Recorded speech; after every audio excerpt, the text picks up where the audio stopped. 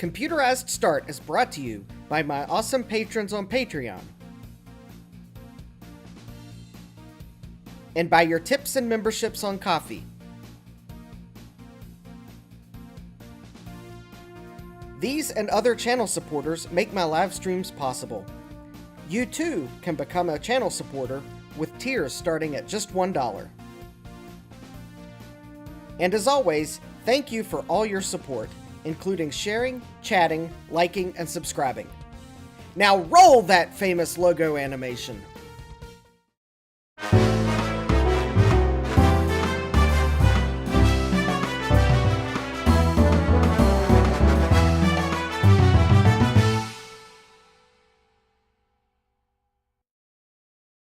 Are you keeping up with the Commodore? 'Cause the Commodore is keeping up with you. In a world of fun and fantasy, and ever-changing views, and computer terminology, Commodore is news. Are you keeping up with the Commodore? 'Cause the Commodore is keeping up with you. Are you keeping up with the Commodore? 'Cause the Commodore is keeping up with you.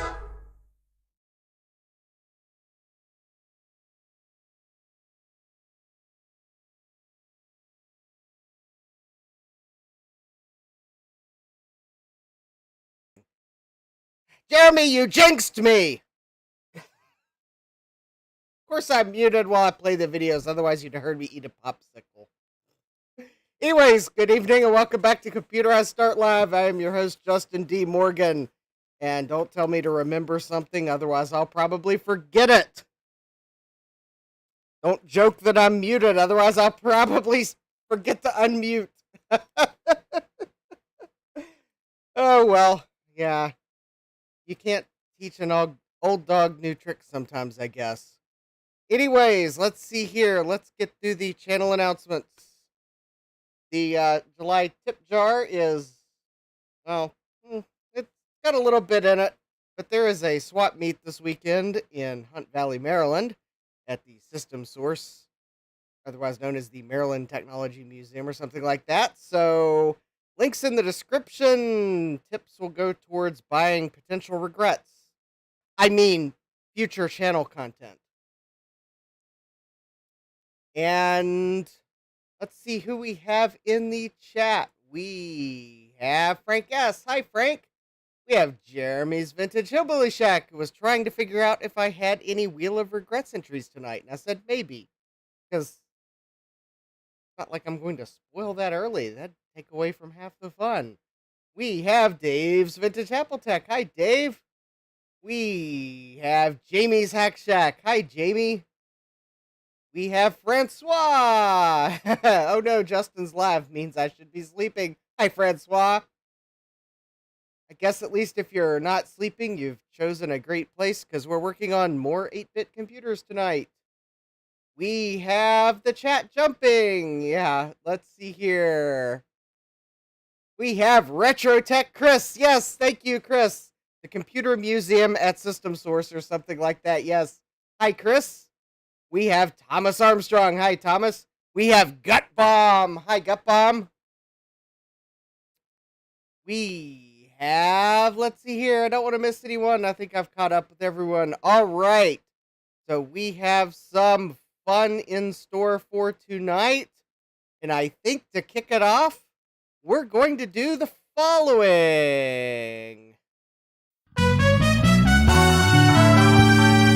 Ladies and gentlemen, it's time for our favorite segment, Wheel of Regrets.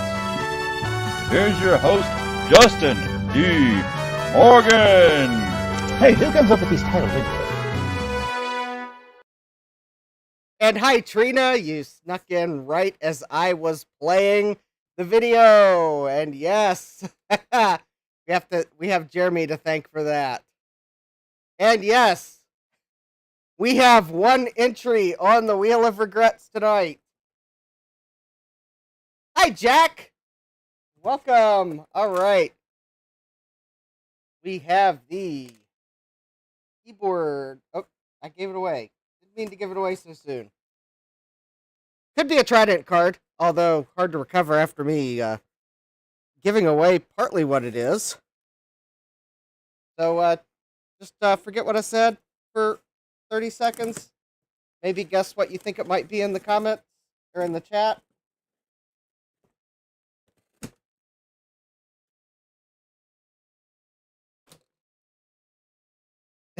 Gut Bomb asks, is it pizza? I kind of hope it's not pizza because it arrived yesterday and I didn't put it in the refrigerator. Frank guessed the standard guess. So Frank S thinks it's a Trident card. Oh, wouldn't it be funny if it actually was a Trident card? We have paper. All right, we've got more paper. We have paper holding the item. All right, there's probably a packing invoice somewhere in there. All right, and we have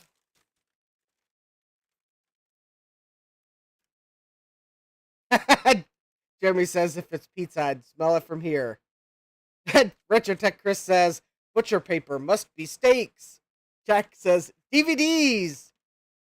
Trident card in a DVD case. It's a keyboard.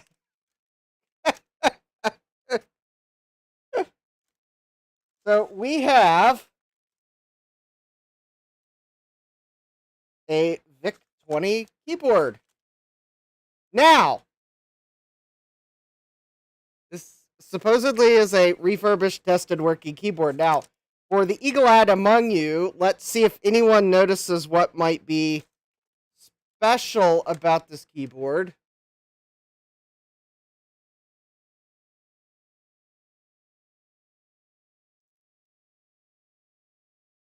Might need to, I don't know, show a hint, maybe?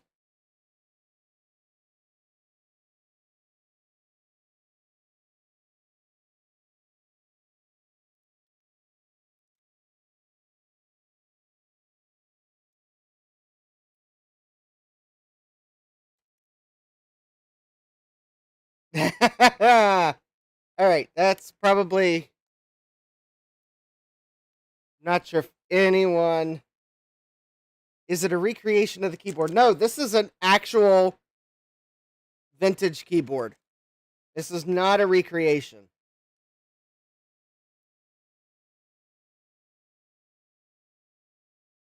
Did anyone not notice a slight? All right, Jack's onto something. The keycap font is obviously different. Yes, this is a Euro style VIC-20 keyboard. So this was after the PET style keyboard, but before the, I guess, what they standardized on. So yes, the font is different. These don't go for near as crazy dollars as the PET keyboards because those I think actually are rare. These are kind of, I guess, uncommon maybe would be the right one. But yeah, it does look a lot more modern. Anyways, if you'll remember, I have two VIC-20s, and one of them has broken keys on it. So, well, I am going to, assuming I get the older of the two VICs repaired, I'm going to put this keyboard in the older one, and I'm going to then put the keyboard from the older one in the newer one because that keyboard has the standard keycaps. But this does look very modern. Kind of a shame that Commodore switched away from it. But anyways, I mean, it still has all the Petsky characters and whatnot on it. I mean, it's still got the beige function keys. Still got the lock switch, although I think you'll notice the lock switch is different.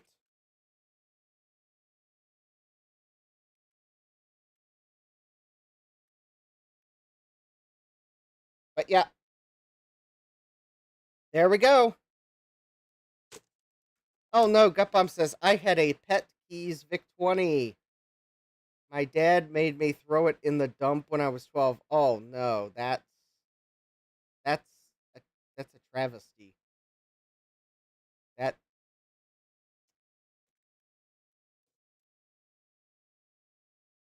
Yeah, there are just no words there. Well, I kind of wish my dad had kept the family Apple II Plus, but I don't know that. I mean, it had sentimental value. It, all right, so now that's actually all that I have for Wheel of Regrets tonight. I was just going to look here. I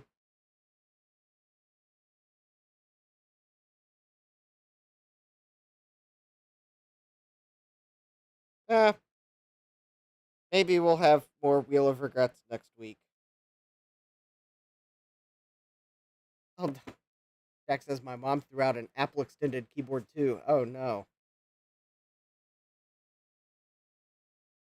Capom says I also had the lawsuit Commodore joystick and cool data set. They went there too. I do not know what the lawsuit Commodore joystick is. That sounds illegal. All right. We are going to go to, well, I guess the main event. So this is the first VIC-20 that I bought on eBay, the place where I buy things I later regret. Last week, we determined that my scaler was playing games with the colors.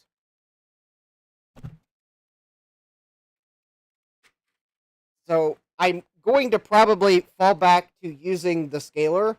So if the colors are wrong, we know that it's the scaler doing it and not the VIC-20, but that's the easiest way for me to show you what it's doing.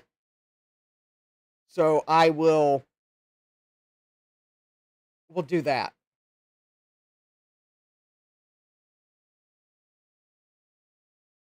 Um okay, Gotbomb says Atari sued them and they had to redesign their joystick. Thomas Armstrong says the RAM test. I don't have a RAM test for the VIC-20. So we're going to do this the hard way, and that's by removing the chips and putting sockets in and probably doing it another way. I don't have a way to test test them. Let's see here.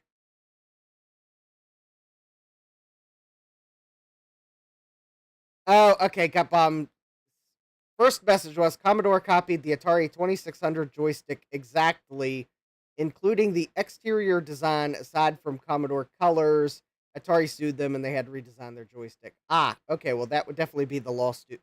A lawsuit joystick. Trina's asking if I'm going to run MemTest 86 Plus. I wish. That would be easier than what I'm going to have to do.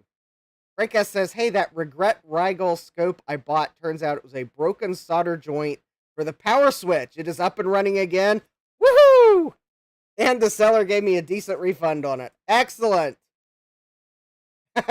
Thomas says, I never regret eBay. I have very low standards. Jackson is saying, yes, Justin is going to run MemTest 86 Plus on a VIC-20. Step 1, write an x86 emulator for 6502. Jamie's Hack Shack says, that's why Retro Combs had to change his logo, ran into issues with getting some merch made. Oh, hey, Jesse. I-8386SX is in the house. Woo! All right. So I will be using the scaler, even though it'll distort the colors. But something else seems amiss. So I have so far tried swapping these chips, and that didn't fix it. I tried this one, that didn't fix it. And I tried these two, and that didn't fix it. I don't have a way of checking the ROMs. I don't have an adapter to be able to read them, so but I'm presuming the ROMs are, well, we'll see. Maybe they're not fine. But given that it seems like it's trying to print, Jack says something's amiss on Justin's channel? No.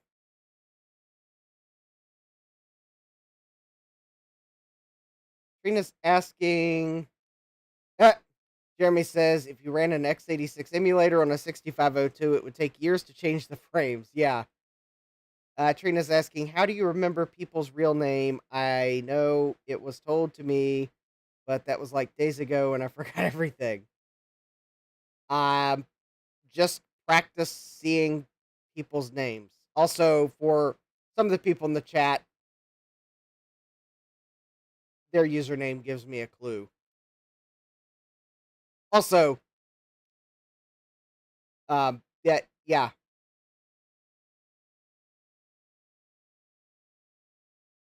But yes, it's just kind of the practice.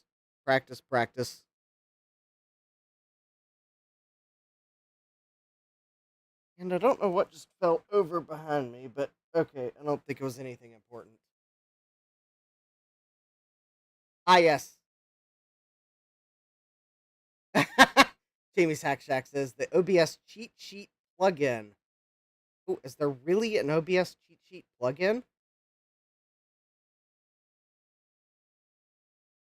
Might have to look into that. Gutbomb says Justin also learns the tips from the Toastmasters. Yes, indeed.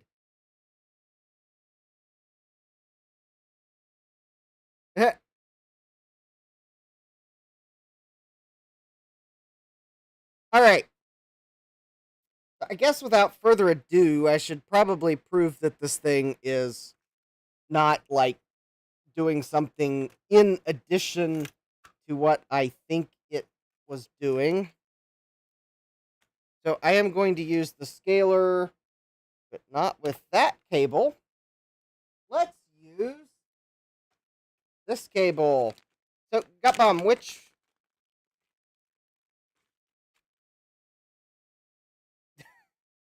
Gutbomb says, I did Toastmasters once, but despite how I am on streams, if I can actually see my audience in front of me, I fold into a pile of flop sweat. Jamie says, I'd be a muttering mess. Well, you get practice. It takes practice. Lots of practice. I've been in Toastmasters for 10 years, and I'm still learning. All right, so Gutbomb, which of these is the video? Is it the yellow one? Because this is the cable you sent me. Or, well, you had Amazon send me. Yellow for video, black for audio. Excellent. Well, we're just going to go for video tonight. This is just a sanity check to make sure there's no new faults. Because I'd hate to, like, start troubleshooting on this and then realize that something new has started happening. All right. Let me go plug the video cable in. Now, the colors will be wrong. We're going to ignore that.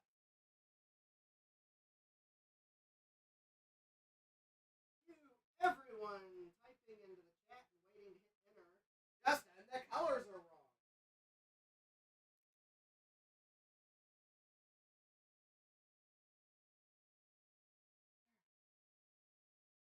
Oh, okay.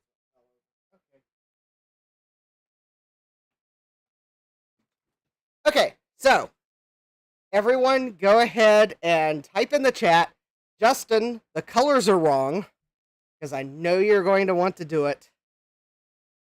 And that way, as soon as I turn the VIC-20 on,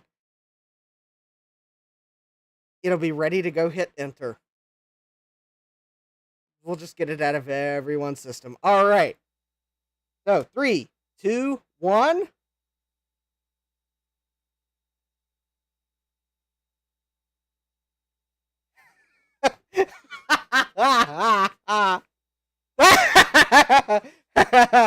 Gutbomb is non-conforming. Gutbomb said that, Justin, the colors are right.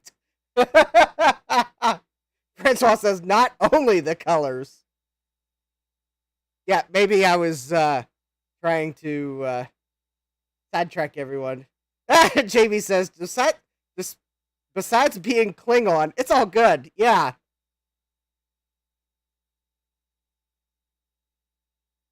Jeremy says, if you know that we know that you know the colors are off, it's like decaf coffee. Why bother? Because that's easier than me pointing this at a monitor and yeah. Okay, so it is doing the same thing that it was. Trina says that is Romulan.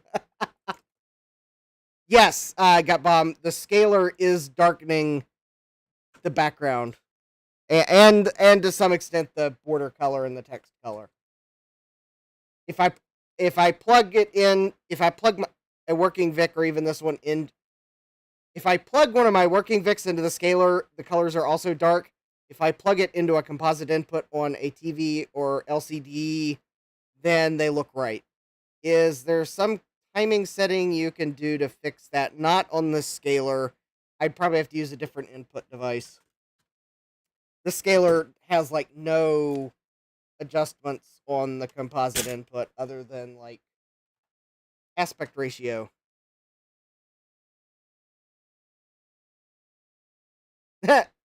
Justin doesn't know that we know. He knows. We know. He knows the colors are wrong.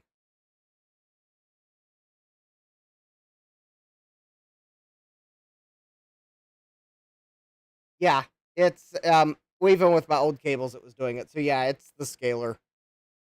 This Atlona scaler works great, except for VIC-20s. All right, I guess now I'm going to.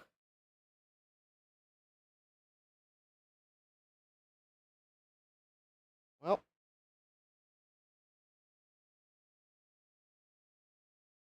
turn on some smart plugs there. And I'm going to do that. And I'm going to turn that on too for later tonight. All right. So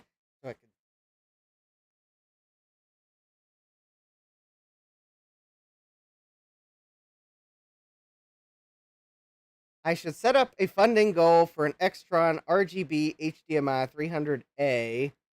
They're like $30 and they display anything. Jack's asking, are you blaming the scaler for the hieroglyphics on the screen too? No, I'm blaming an as yet to be determined component for the hieroglyphics on the screen.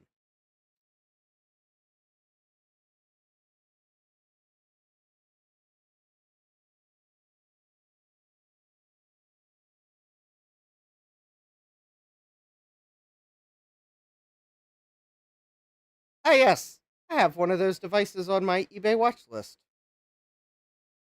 All right, let's All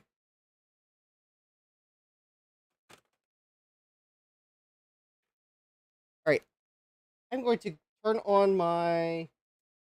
turn on Claris. So we're going to do some desoldering, and I'm going to go grab a bottle of water real quick, and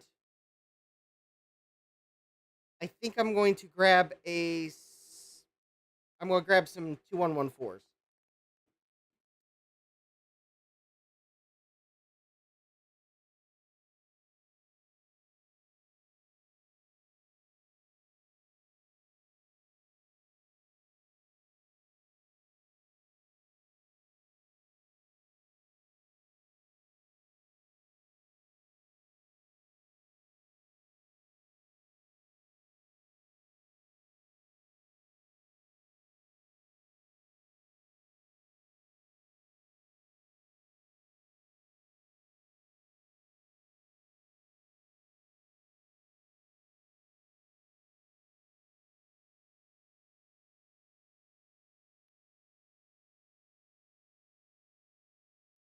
All right. Also, let me find the 16-pin socket real quick.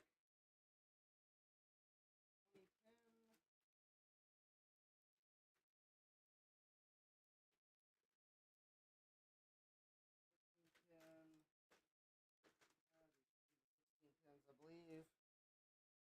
No.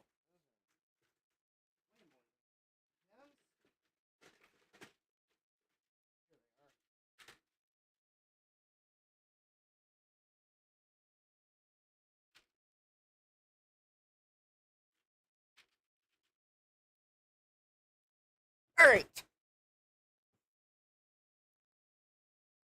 So I have 3 2114s.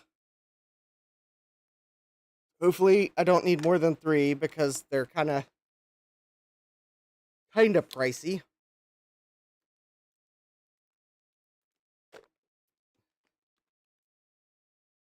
All right.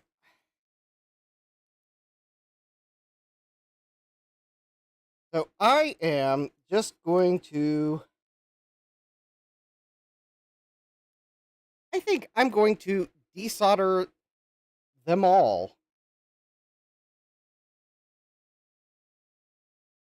One at a time, though, and we'll start with this one because this is the color RAM, I believe.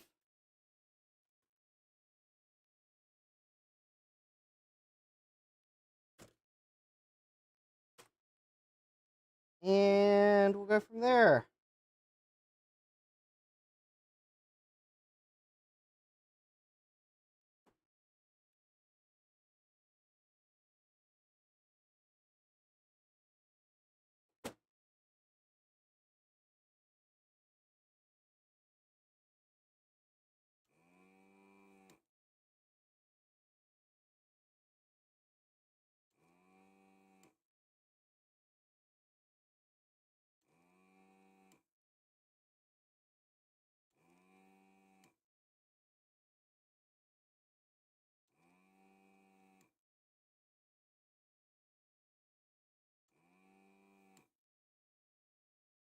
I don't know if piggyback testing would work for this. I've never had really good luck with it, honestly.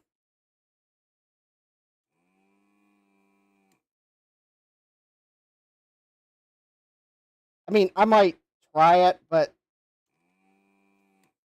I'm already started removing this one. So let me finish what I'm doing here, and then maybe I'll try piggyback.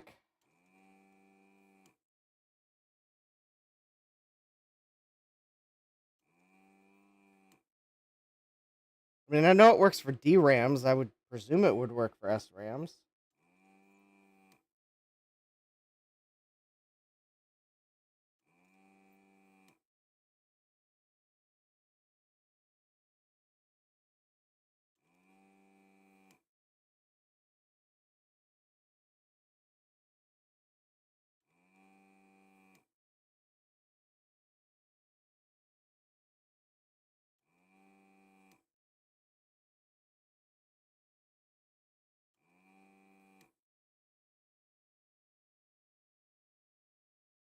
That pin's bent over, but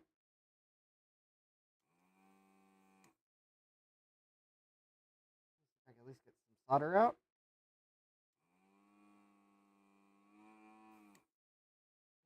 Maybe not till I bend the pin. All right.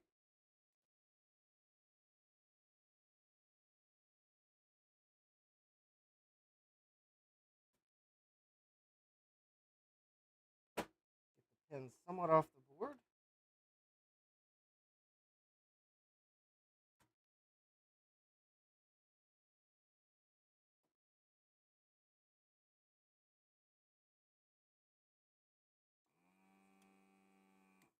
All right.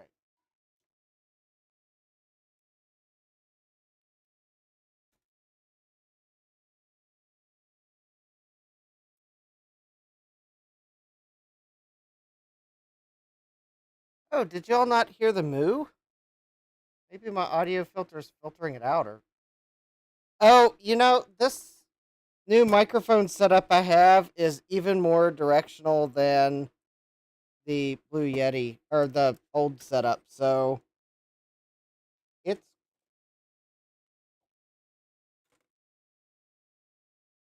yeah, it's quite possible that I have permanently made Claris unhearable.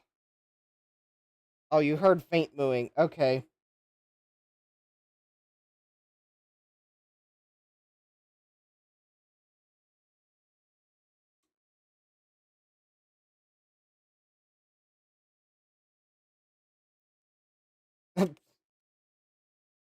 Frank says I must have a muffler on.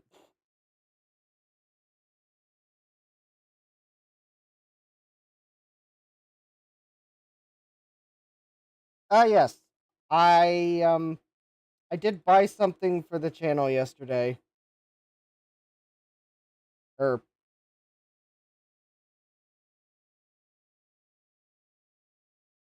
maybe it was Tuesday. No, it was yesterday. That's right. I bought the FM 2027 handle set for my FX951D station.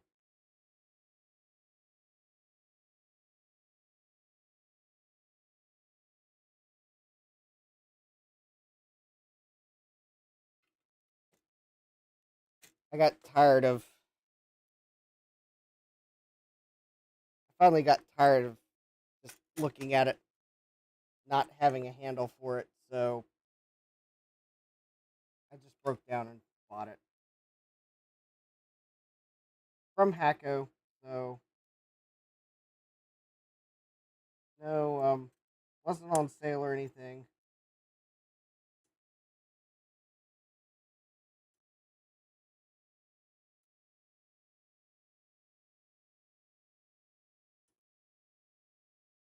I guess it was while I was looking at other things on Amazon that were on sale for Prime Day. I just kind of started thinking that, I wish that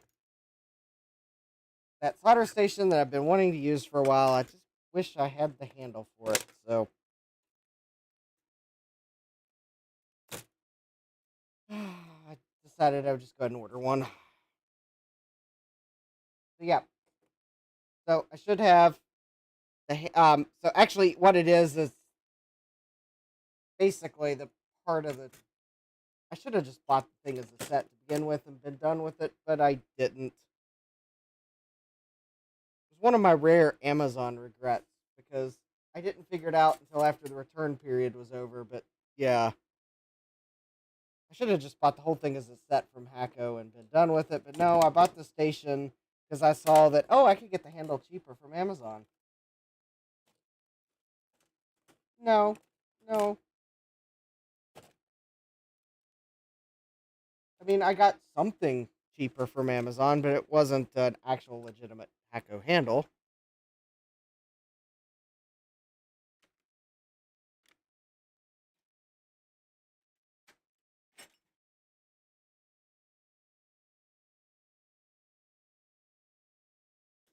My Moo gun is better than the Hacko.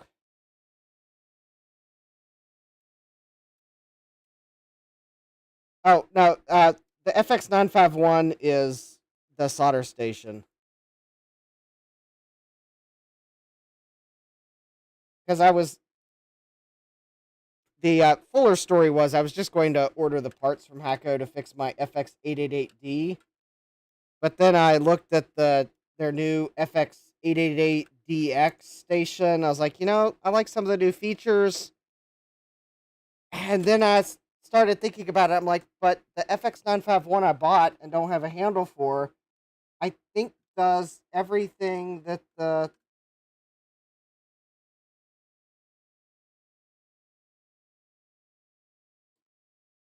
think it. Yeah, I got to thinking. I think it does everything that um the new station does. So,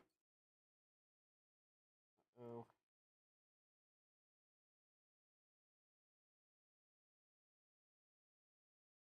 oh well.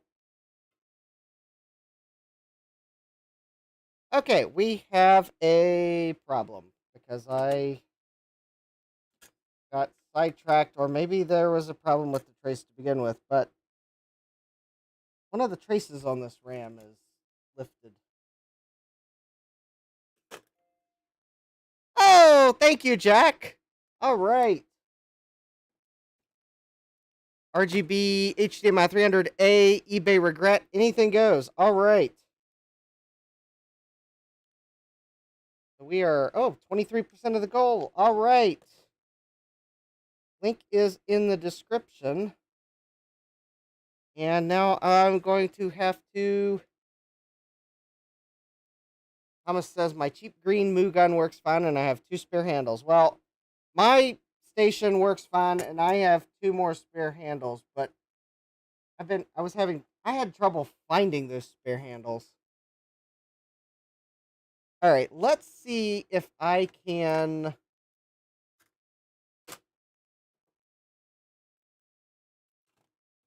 salvage this because haven't, I don't think I have broken the trace, at least not yet.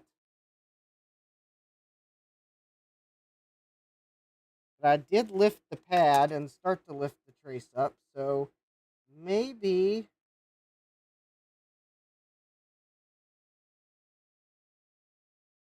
it's not broken and I can use some solder mask to get it back down into position.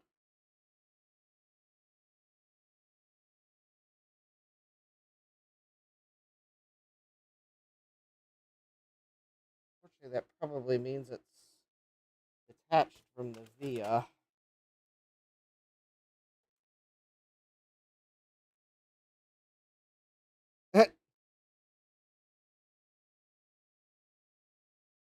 Frank says, I don't have a moo gun yet.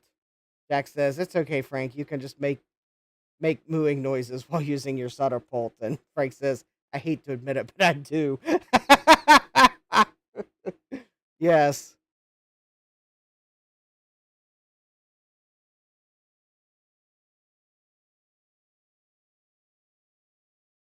All right. So there's our. Okay. It does look like the trace is still there, just kind of up in the air.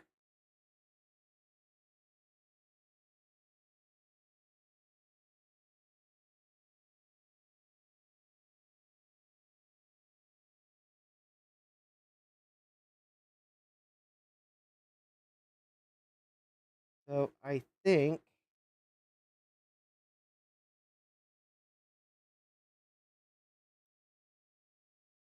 this is going to make it a little hard to get.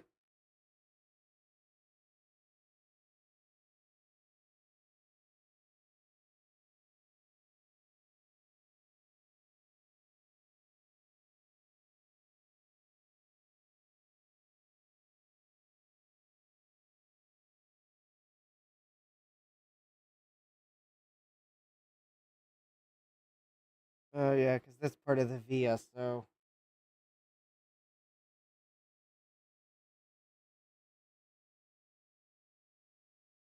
yeah, they don't. Yeah, that trace is trying to run away.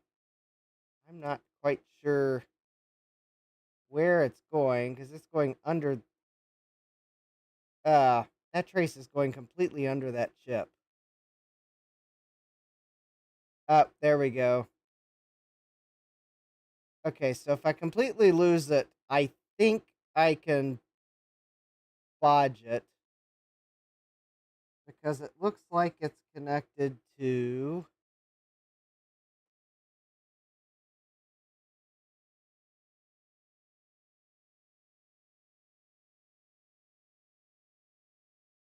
That pin there. Yeah. Third pin down on UE3. I can check the schematic, but okay, let's see if that trace is connected to that because it may be easier to just put a bodge on the bottom of the board. All right. Good night, Frank. We'll catch you later. Yeah, I think it might be easier to just bodge that than to try to salvage it because.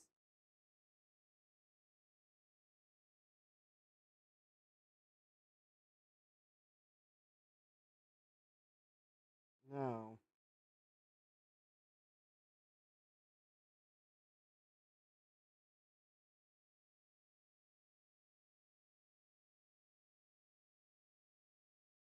Okay, I'm going to check this. I'm going to have to check the schematic. Oh no, there we go.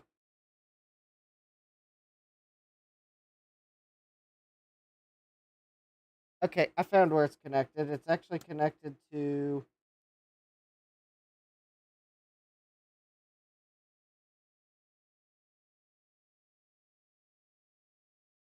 Okay, so there's that. All right, let me make sure I'm only have my meter on that, and it's connected to.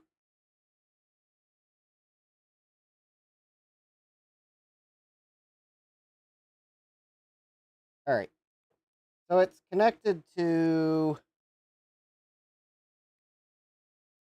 that pin right there.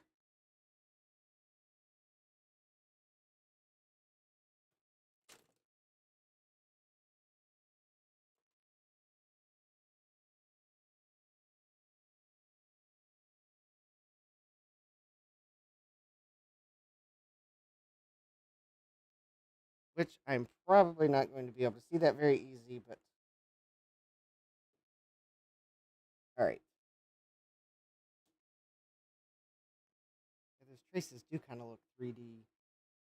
All right, so UE2 pin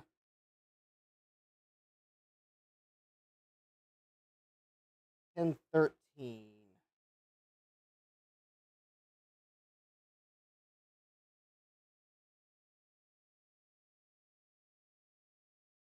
Okay, I'm going to check the schematic here real quick, if I can find it real quick. VIC-20 3D. Yeah. Oh, actually, I have it open. I just want to double check. So, UE1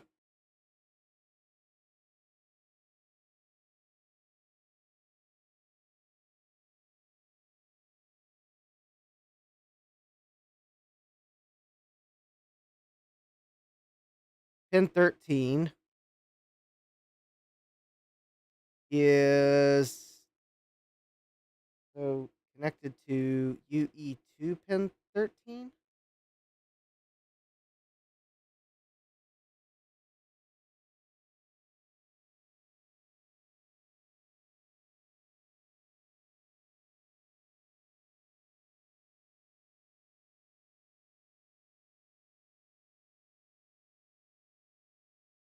Well, actually, according to the schematic, it looks like it should be connected to UD2 pin 13.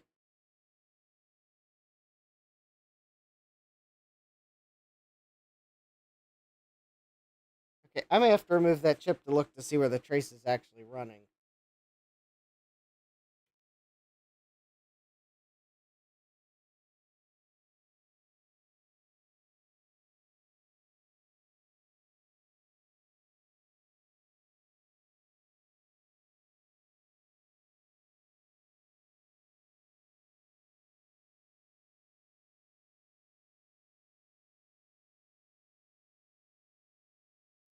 Yeah, it does look like it's connected there too, but that's going through the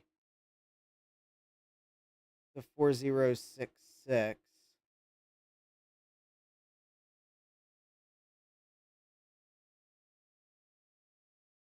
at UD1. So actually, that pin should be connected to pin 2 of UD1.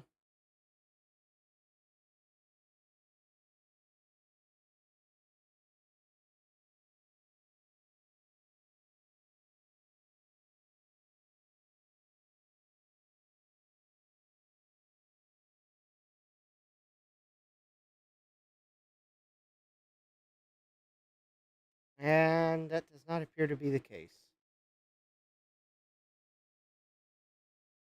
This may be the wrong schematic.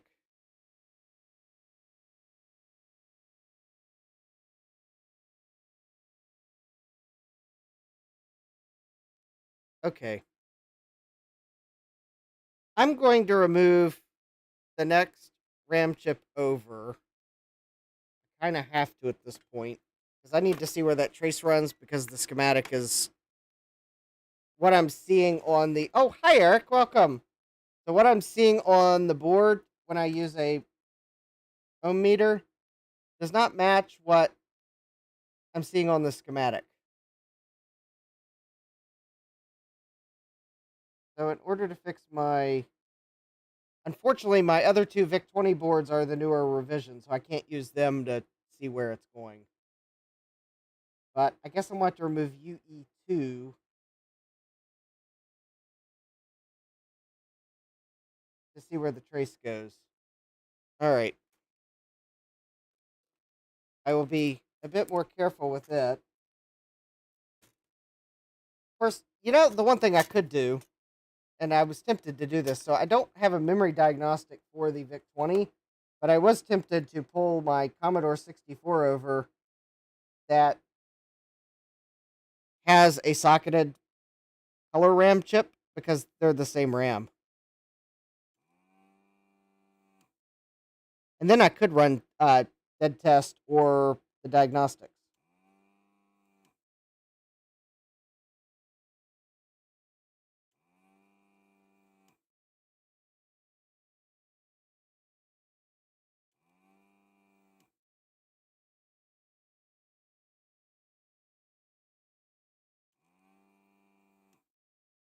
Yeah. From what I see on the bottom of this board, wherever that pin's going, it looks like it's routed on the top side. I don't see anything going to that pin on this side of the board.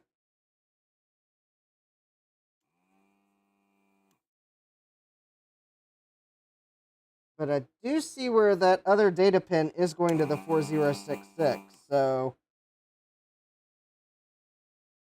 I am somewhat thinking that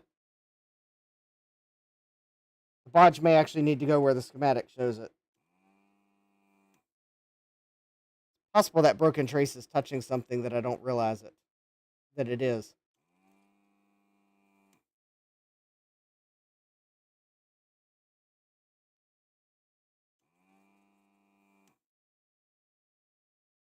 Well, you could say I sometimes start my streams at random times. I just don't advertise them as such. That's the beauty of just in time.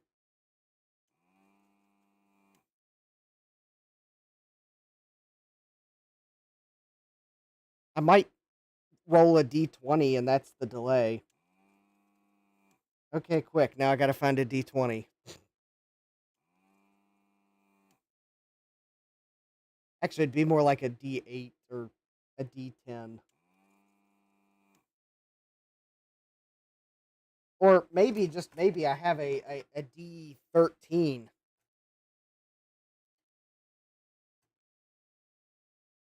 Sure, someone out there's going to be like, but Justin, there's no 13-sided dice. That's physically impossible.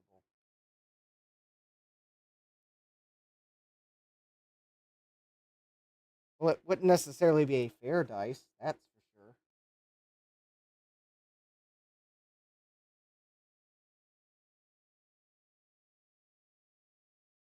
Actually, the random start times is almost like TBS, where they would start their shows at 05. To give you a chance to channel scroll and then realize that no one else has something good on, but you haven't missed the start of their show.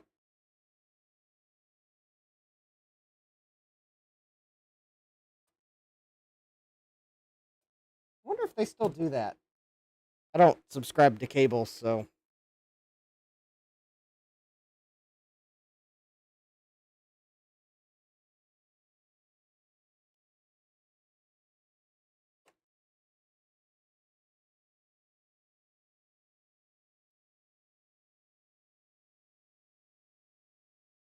They stopped that in the early 2000s.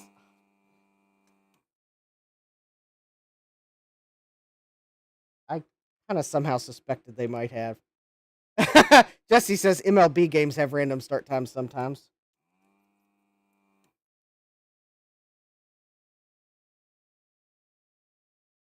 Yeah, now they have a shot clock, basically. Although I guess they call it the pitch clock because it's a pitch, not a shot, but still.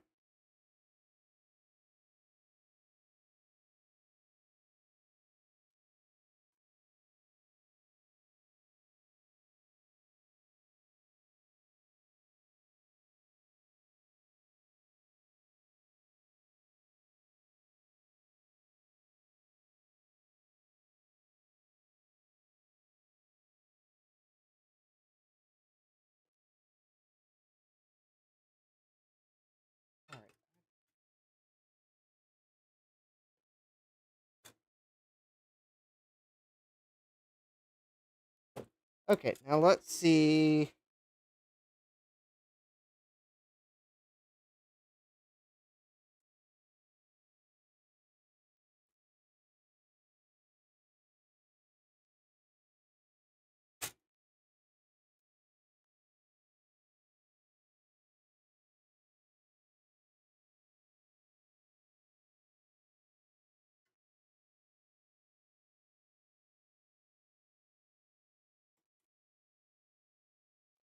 Let me gently try. Okay, I think there's still solder holding that in somewhere. All right.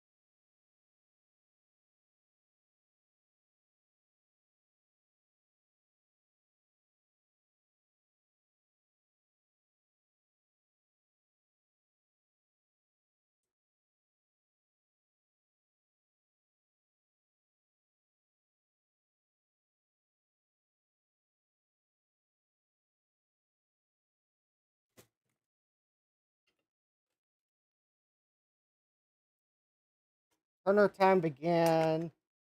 We phased out in 97, was completely gone by 2000. Ah, well, I guess that shows how much I watched TBS during that time frame.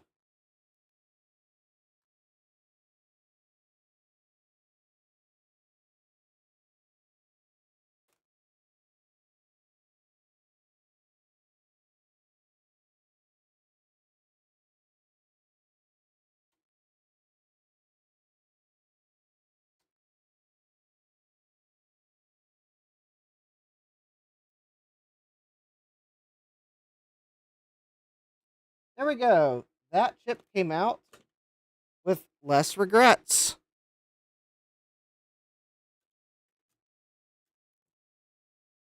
I guess that might be fewer regrets.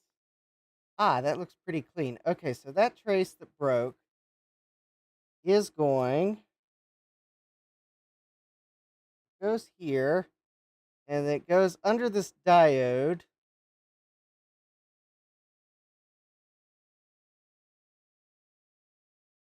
Sure enough, it does look like that trace goes right there. So, yeah.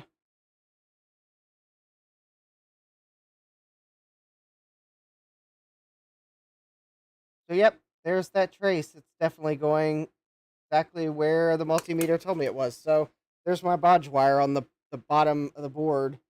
So, I'll just run a bodge from that to the same pin on the next chip. So, since I'm going to bodge that, I don't want this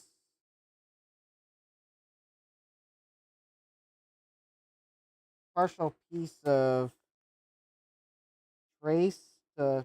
Oh, maybe I did finally.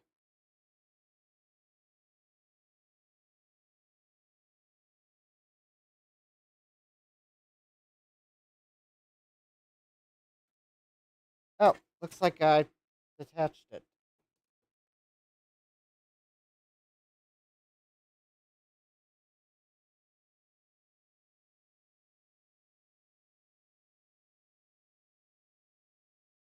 All right, so I'll put a bodge on the underside of the board. I'm actually tempted to go grab the C64 here real quick.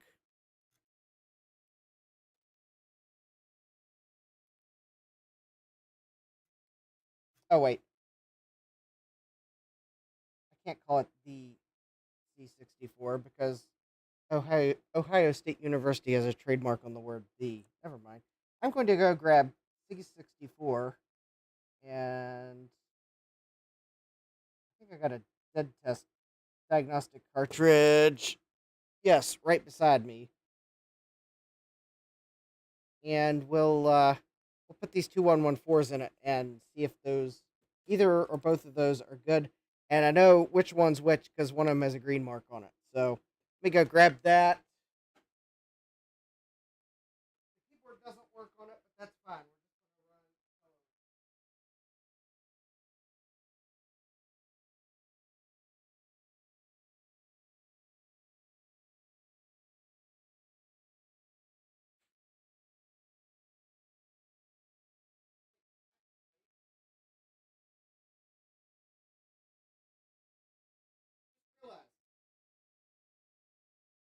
I could totally test the eBay keyboard with the C64. It's the same pinout. Make the pin state.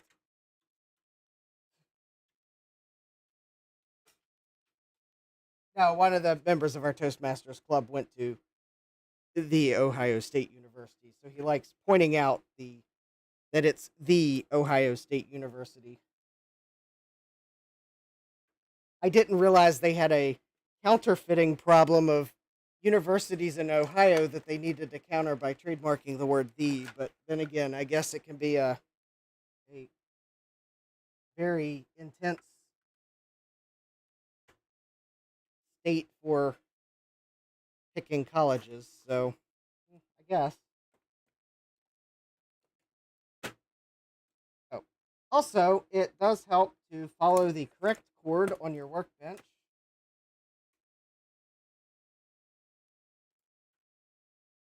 I wasn't paying more attention, I would have plugged the soldering iron into my C64's power port.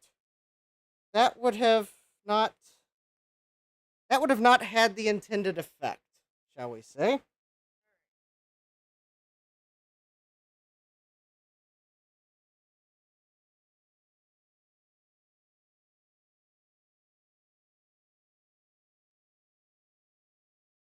Okay, so I'm just going to double check that the C64 is working properly.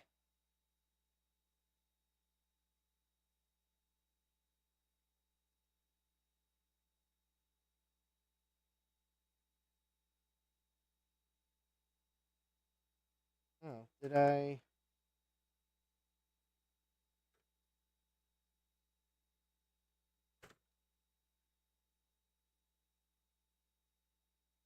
Oh, um, no, the C64 is not working properly.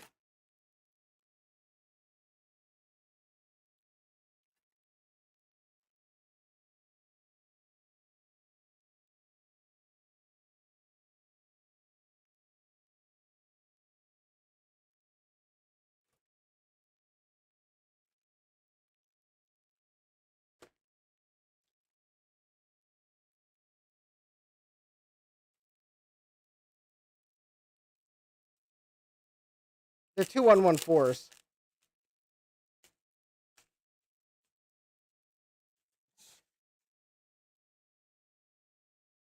these the right fuses?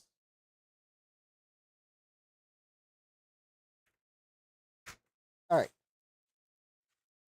That now it will probably work better, although I'm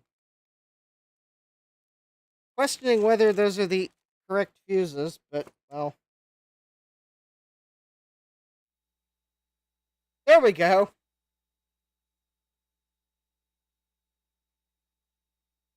Okay, there we go. I'll make sure the color RAM on that is working fine by letting it run here for a moment while I double check that that is the correct fuse for a C64.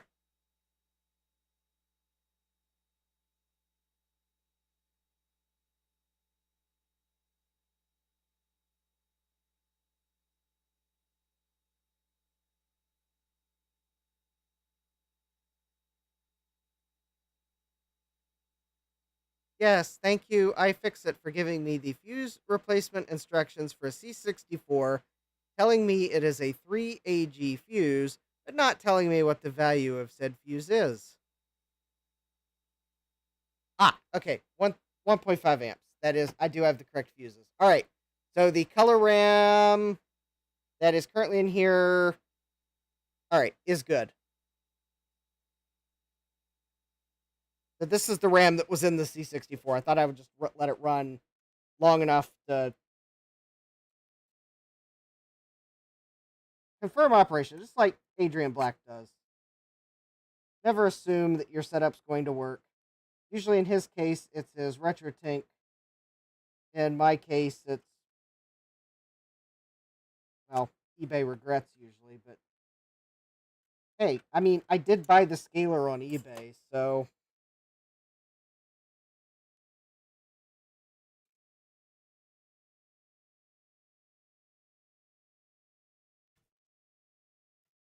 now what did I do with the two SRAM chips?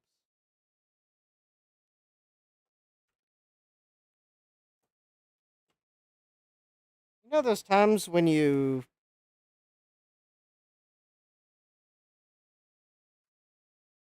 like misplace everything?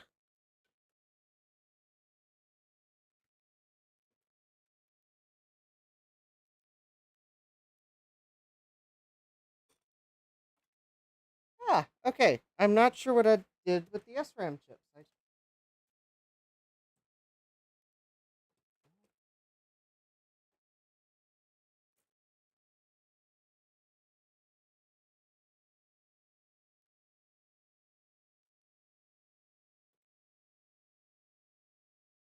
Well, now I know they couldn't have gone too far.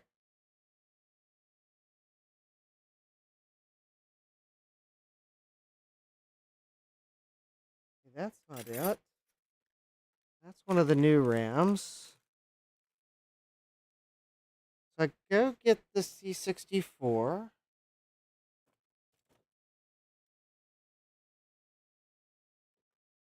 Huh. Okay, so there's the VIC-20 board. They're not sitting on the VIC-20 board. They were sitting on top of the VIC power supply, but I thought I removed them. I didn't like having them sitting there.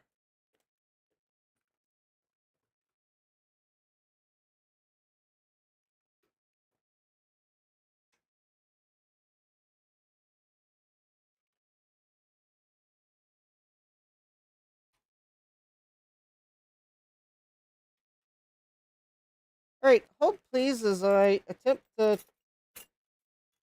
locate the thing that I just had. Oh, they're there. I set the C64 on top of them. Okay, crisis averted.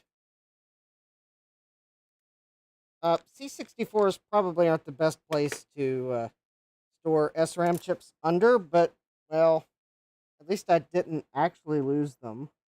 Okay, so this is the... I think this is going to be the first one that I removed. So it's going to be the one that I think is the color RAM on the VIC-20.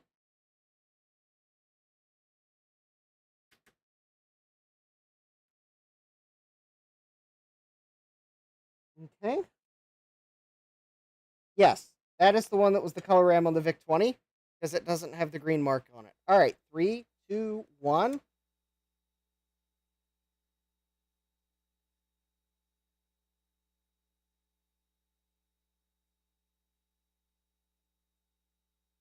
Ooh. Okay, that SRAM appears to be good. Or at least it's not failing on the...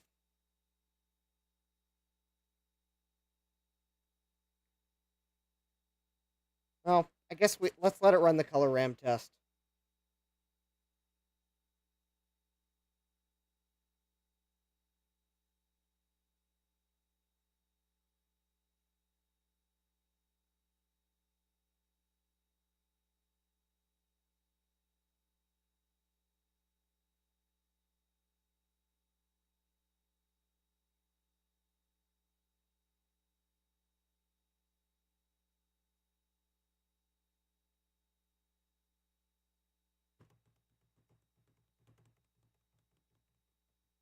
Although I think at this point it's probably... Yep, it just passed.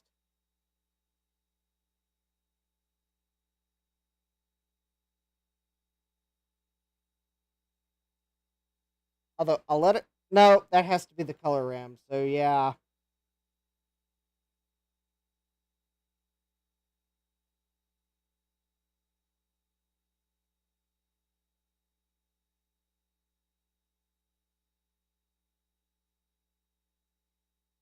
Okay.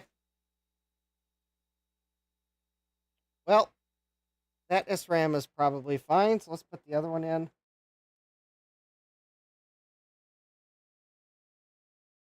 You know, I would. One thing I would really like to have is a spare board that I could make a ZIF-64 out of.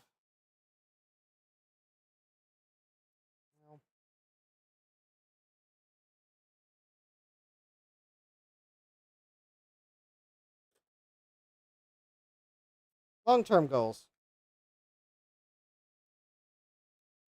Oh, hi, Will. Welcome.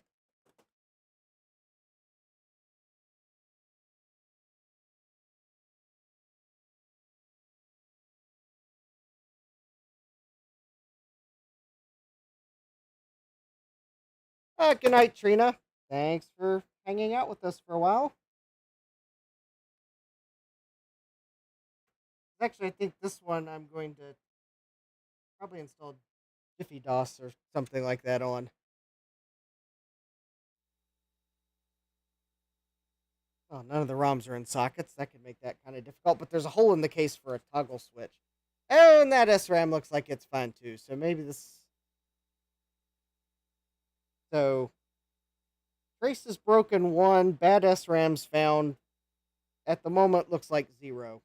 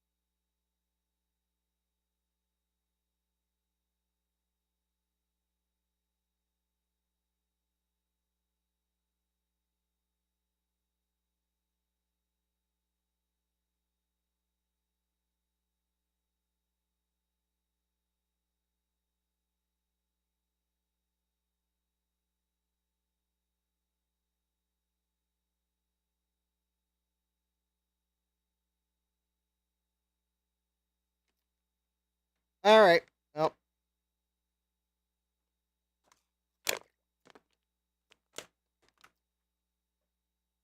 unless there's something about dead test that doesn't thoroughly test color RAMs, I'm gonna run the diagnostic test cart on this one to see if it looks like it does any more thorough of a color RAM test. Capcom says, I love that this uses the VIC-20 colors. Yes, I just noticed that.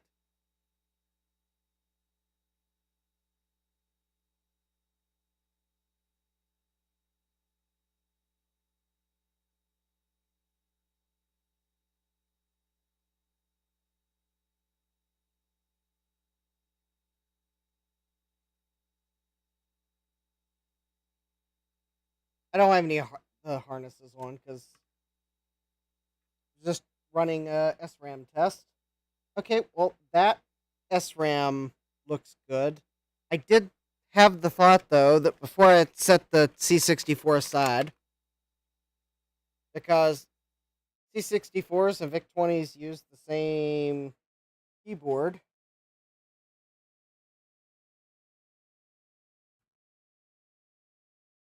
I thought we would go into basic here.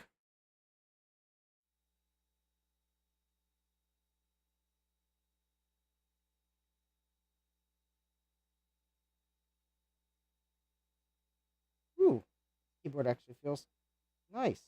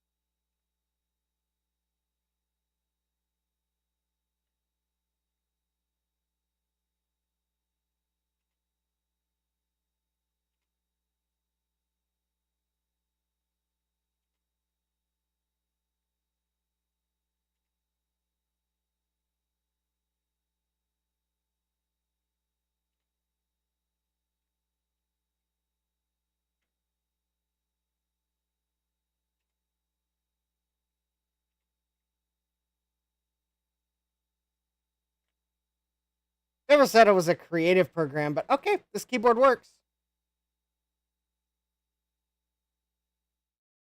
So, yep, that's the Euro style keyboard. It actually feels satisfying.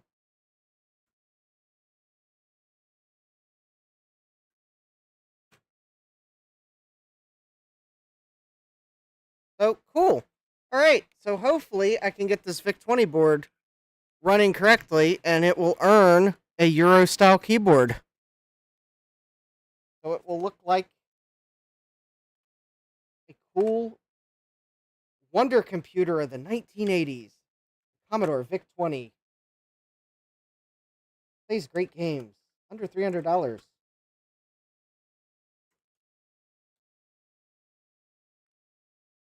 least my Commodore 64 is working.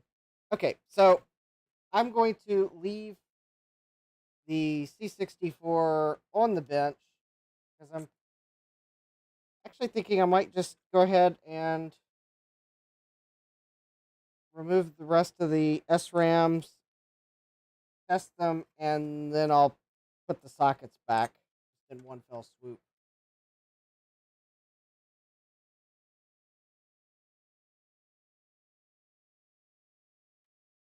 Jack says the 64 and C64 means 64-bit, right?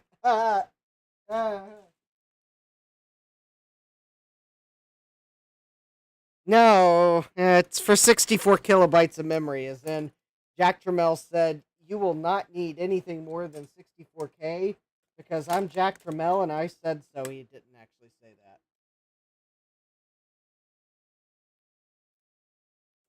But he could have said it, but he didn't say it. At least not that's been recorded.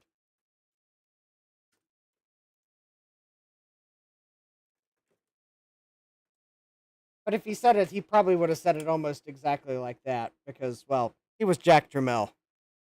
If he was going to start a price war with TI, well, by golly, his CFO would have been behind it or would have been in line for a new job.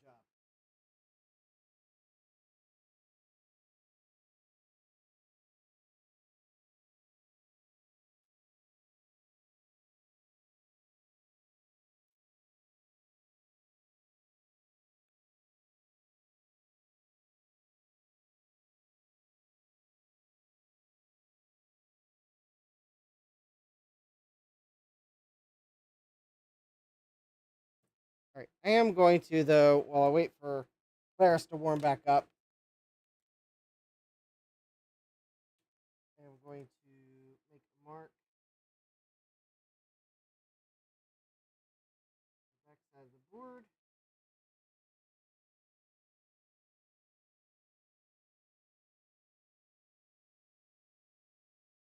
A marker that doesn't want to write, apparently. All right, and we'll make a better mark.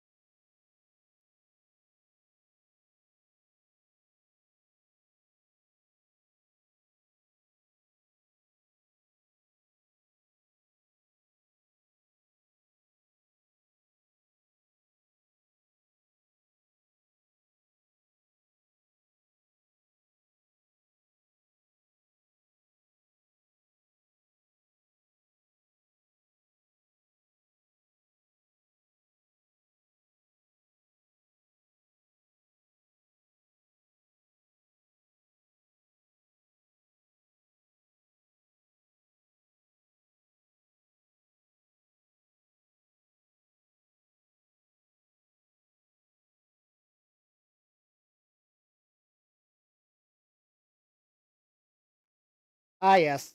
Uh,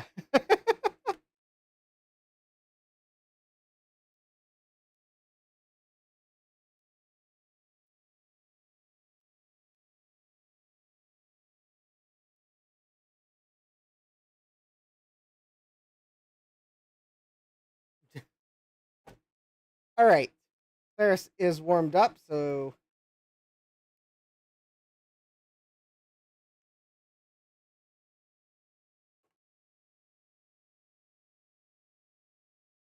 let's get this next SRAM out.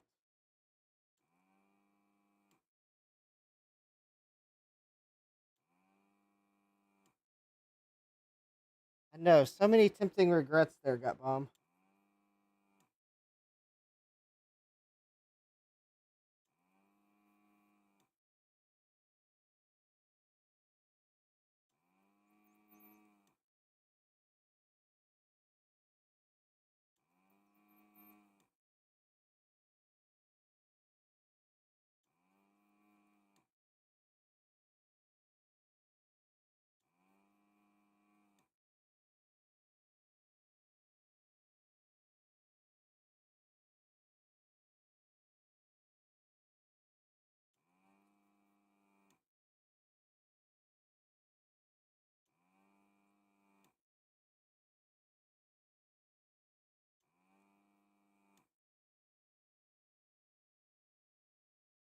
So many tempting regrets.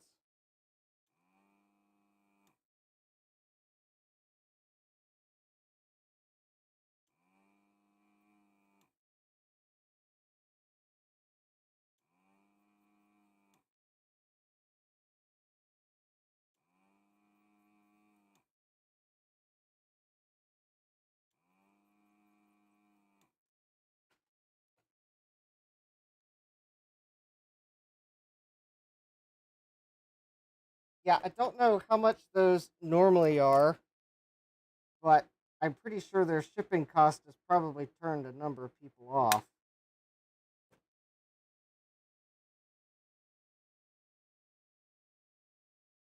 In fact, that almost seems like the kind of seller that's going to slap a shipping label on the original box and ship it.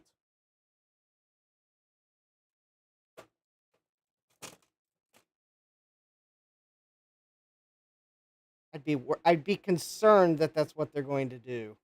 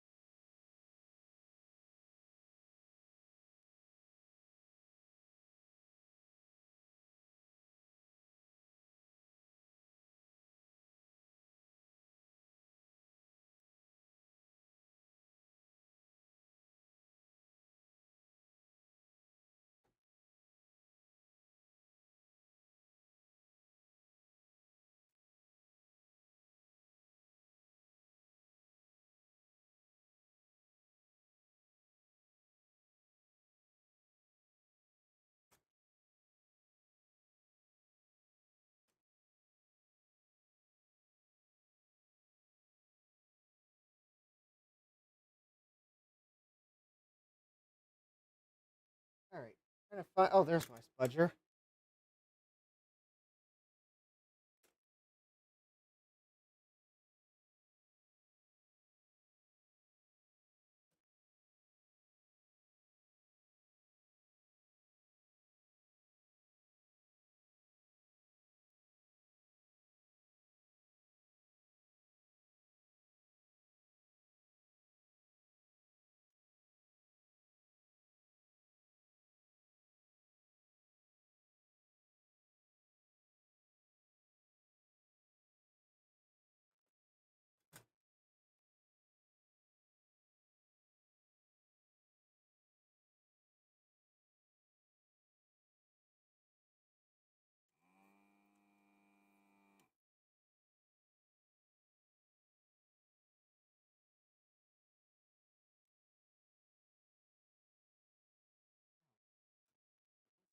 this.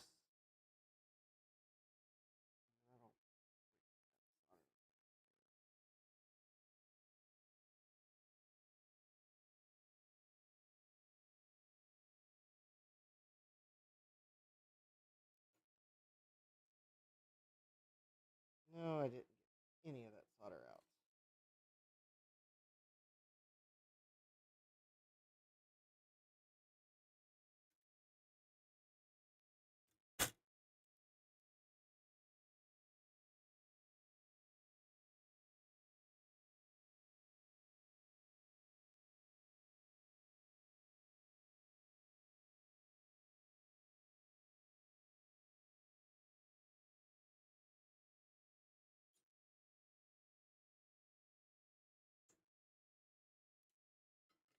Trying to get the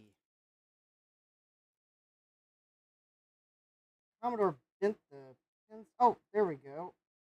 Now, I think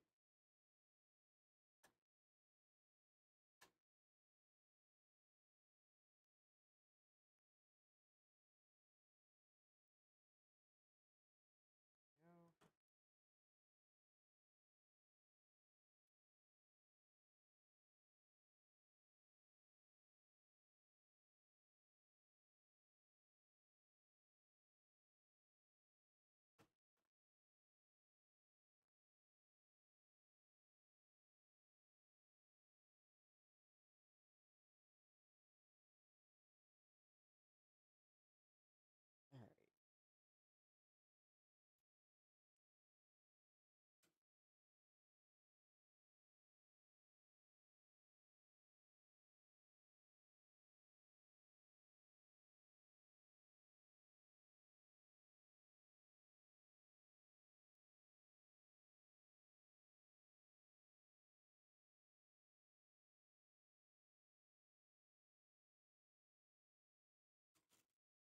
All right. Let's see here. Trying to get this chip out.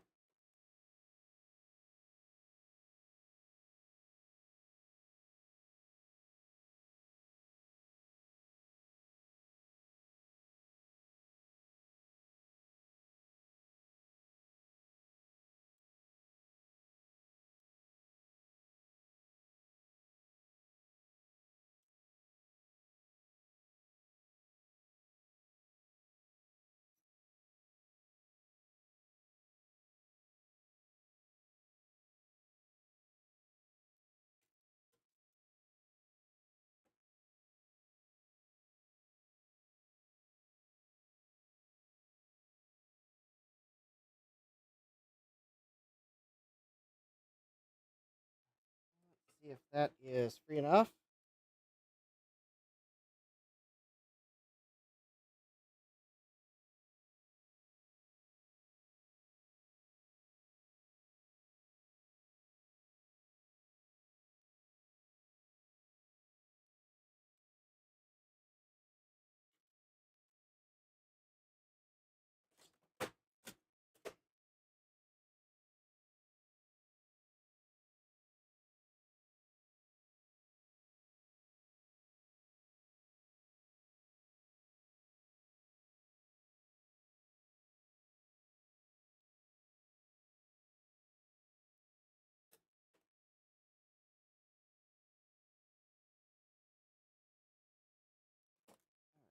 Still got solder.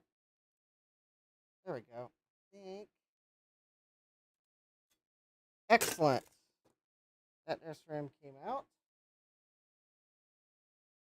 All right, we will.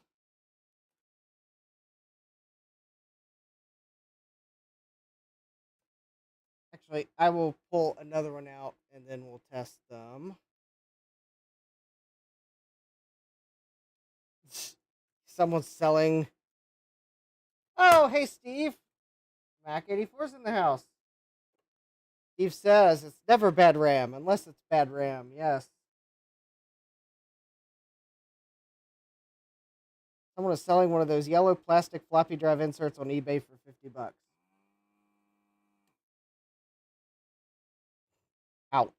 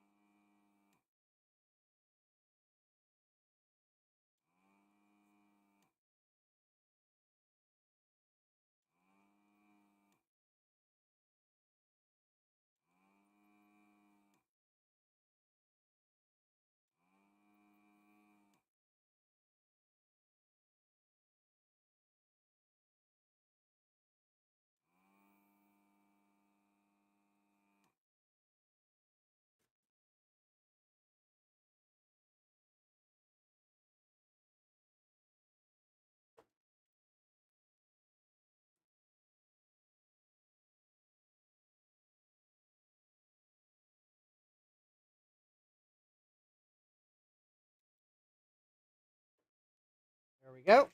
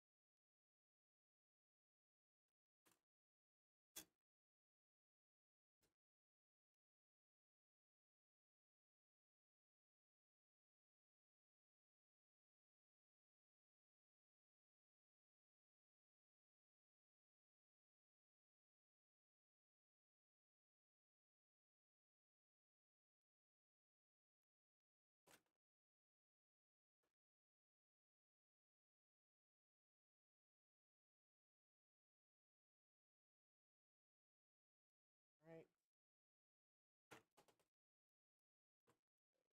Oh, there it is. Okay.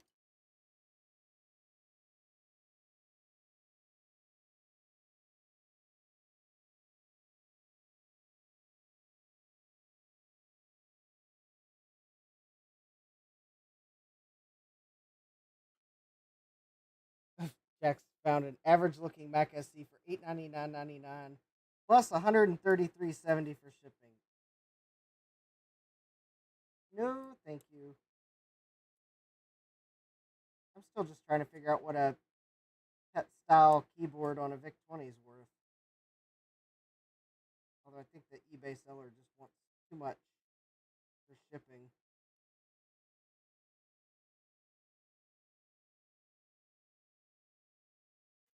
For an untested VIC-20 that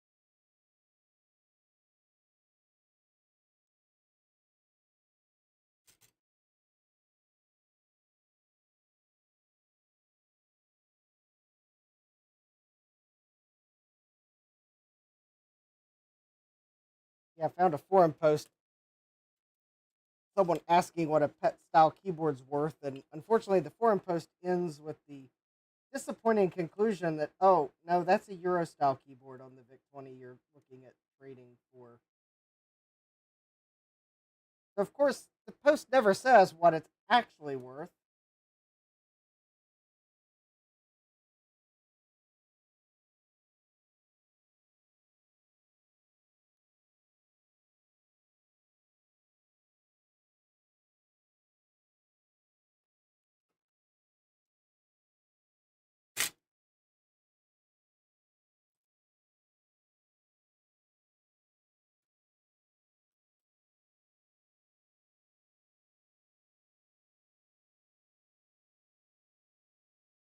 Looks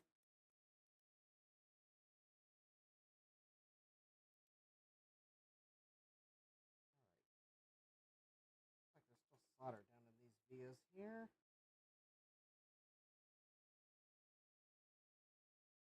Or not.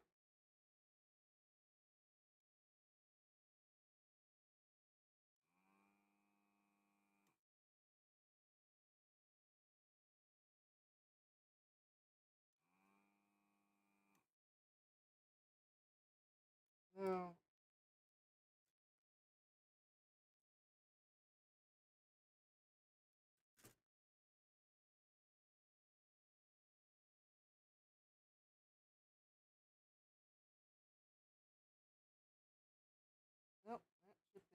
definitely still soldered down. All right.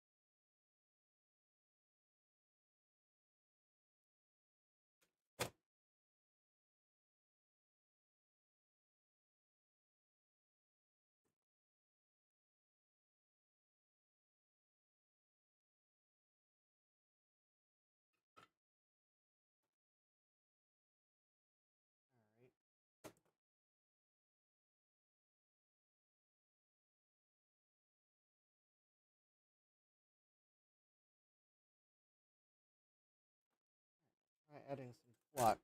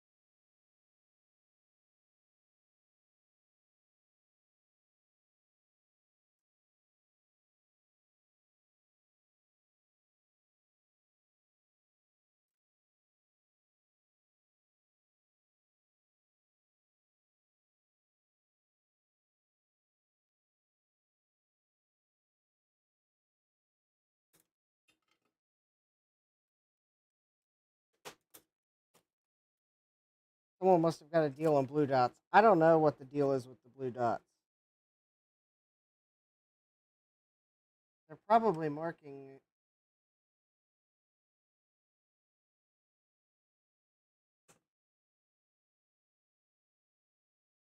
I have no idea what they were marking because one of the chips that had a blue dot on it was not soldered in.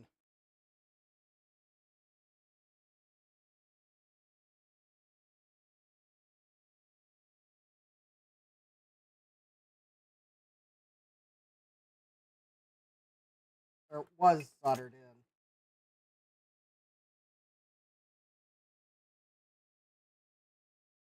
So it's not like they're marking chips that were replaced, as far as I can tell.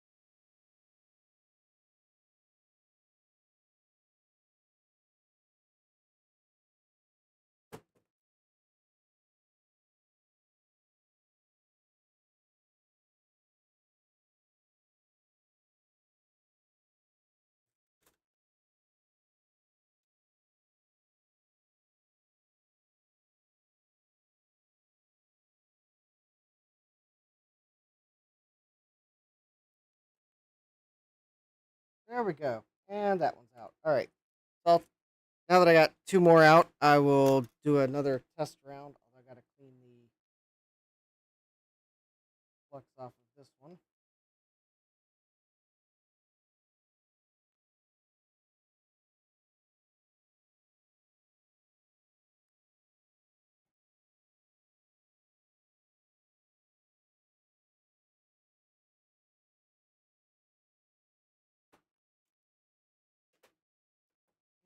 And we'll get back to the chat momentarily.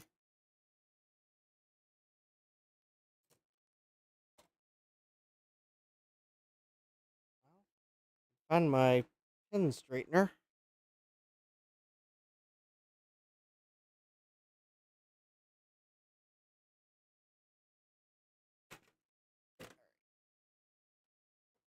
Oh, there it is. Okay, so this is the third one I removed. The one that's not currently getting a bath for having flux on it. Okay. See here, video cable, power cable.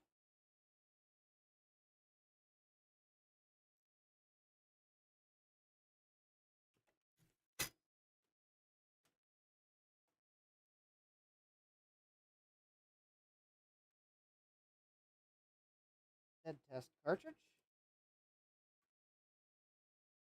Power.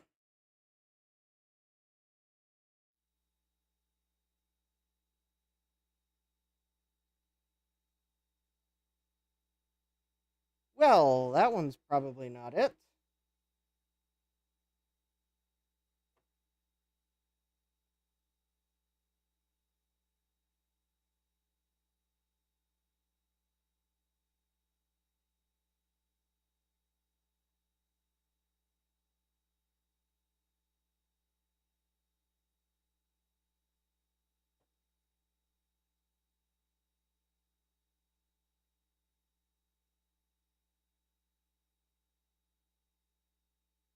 Well, got bomb. When it snows down here, it usually melts within a couple days, especially if it's not a significant snowfall. Ever since I've lived in this part of the state, we've had like one, two, three,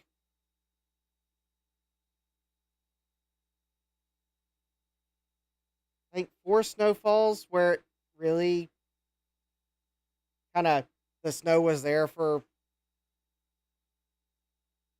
days, possibly. Actually, three of those snowstorms were so close together, the snow was on the ground for like weeks.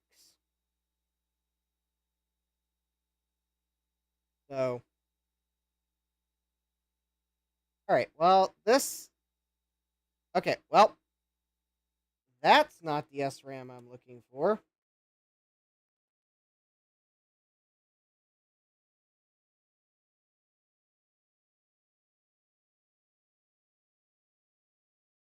So that is the third one tested. So that means there are 8 more to go. Because there's actually, each of these are 512 bytes, and there's actually 11 of them, not 10, because the color RAM gets its own 512 bytes.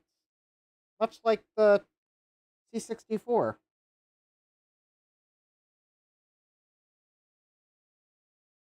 Like, I guess whoever gave the VIC chip 512 bytes of color RAM decided that was good enough for the VIC-2 chip.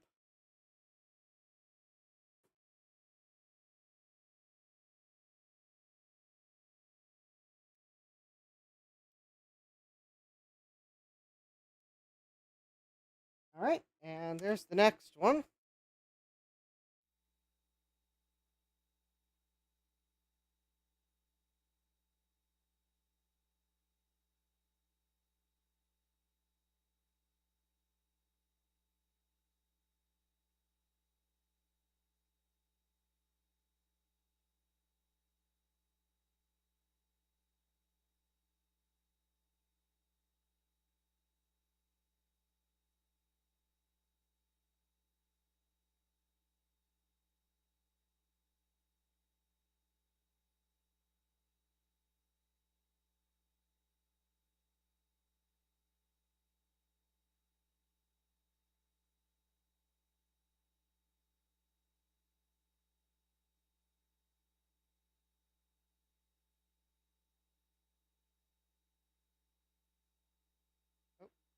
I'm oh, it's still running the color RAM test.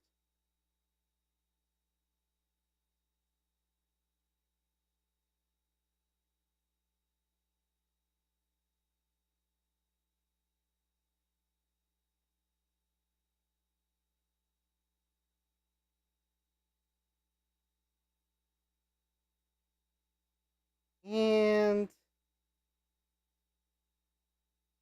yes, I would definitely say we get less snow than Boston or New York City.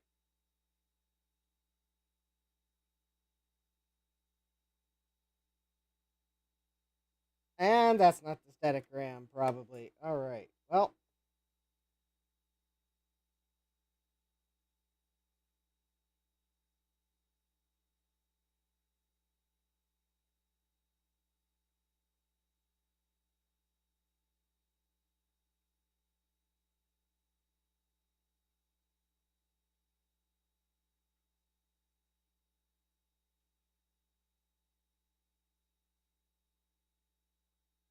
all right. Well,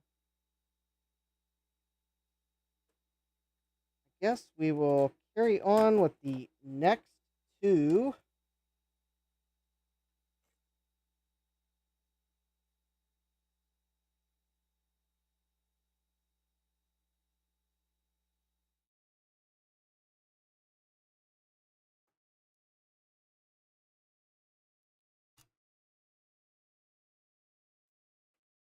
And then I will remove the top row in the opposite order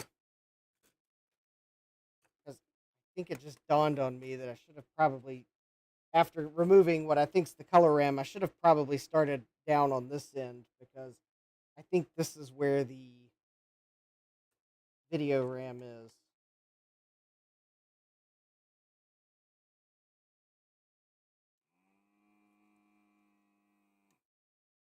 I think the video RAM is going to be in this last set of 4 chips.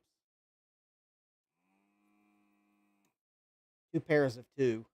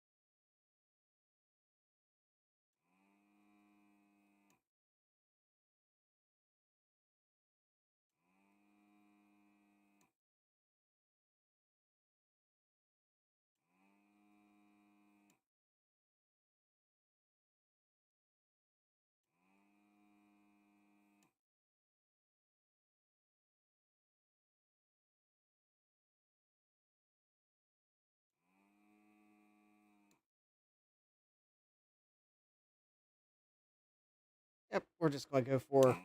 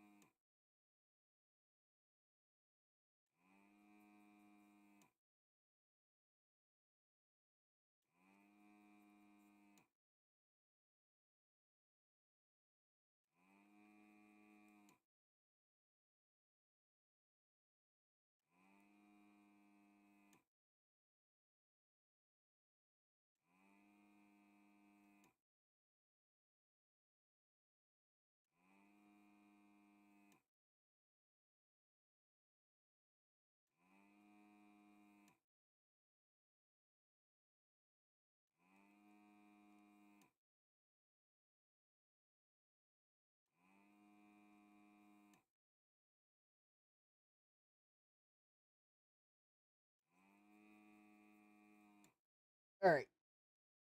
There's that. Let's see if I can get these out quicker with flux.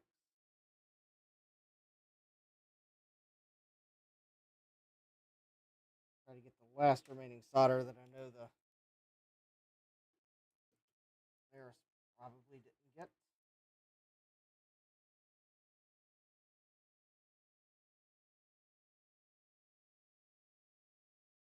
Especially these corner pins, they're bent.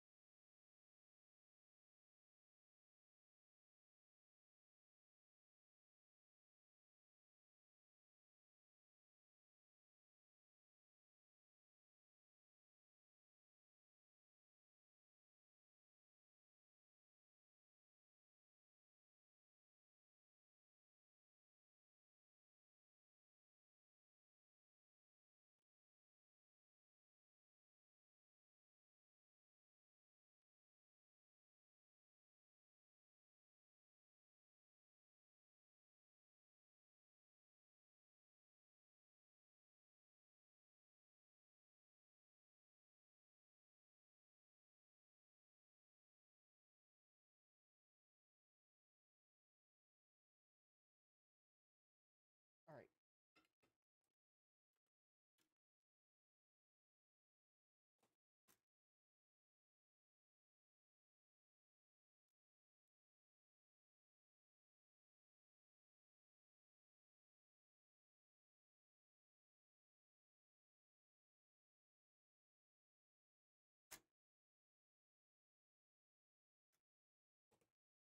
All right. Let's see here.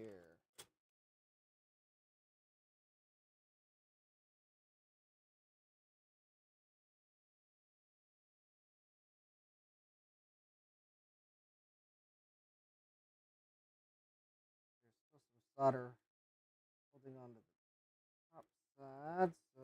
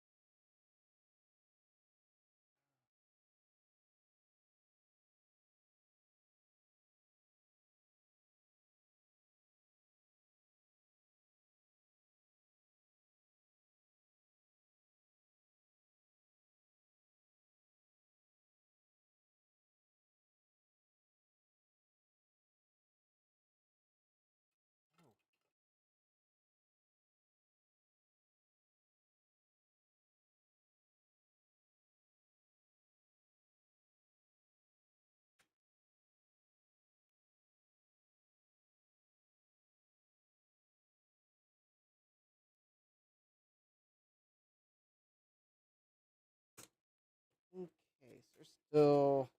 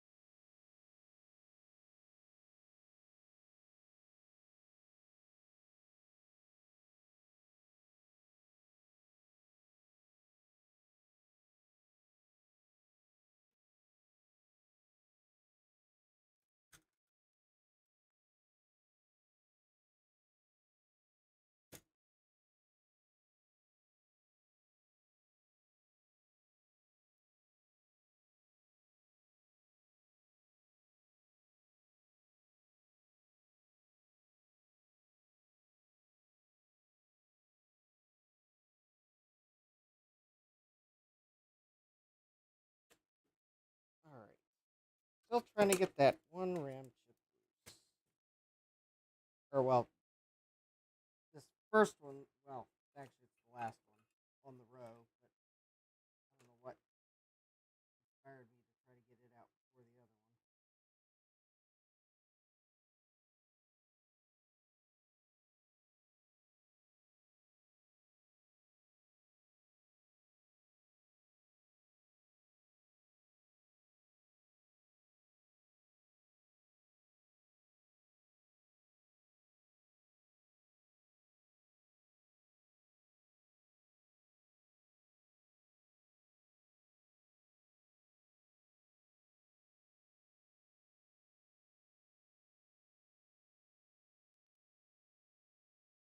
All right.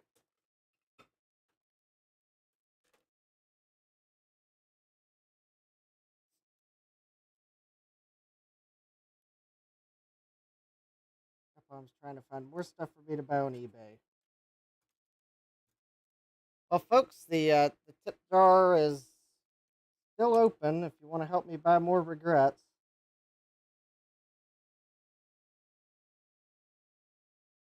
Of course, I am going to a swap meet this weekend, or at least I'm going to sure try to make it.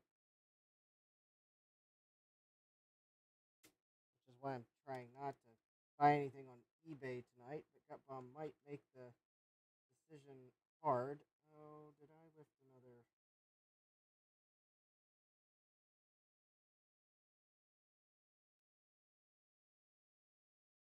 another? Oh, no, I think it's just half of the, okay.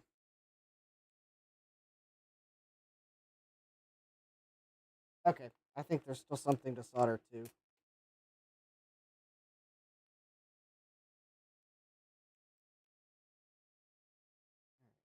Well, let the flux soak on that.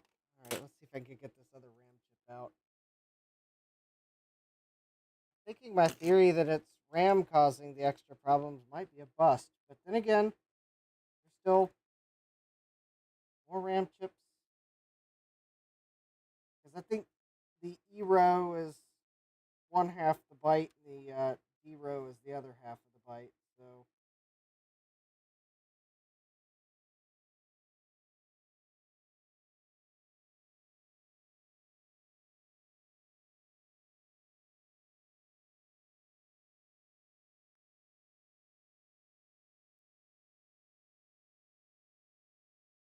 trying to think of creative ways to get the chips out. Well, if it wasn't for the fact that I have a refrigerator on the circuit now, I would have pulled the heat gun out to at least maybe help. Because the thing is, I want to remove these chips and try to preserve them. If these were like just logic chips causing me trouble, I would have just cut the legs already. But these are 2114 SRAMs, and I only have 3 pairs, and they're like $5 a piece at arcade parts.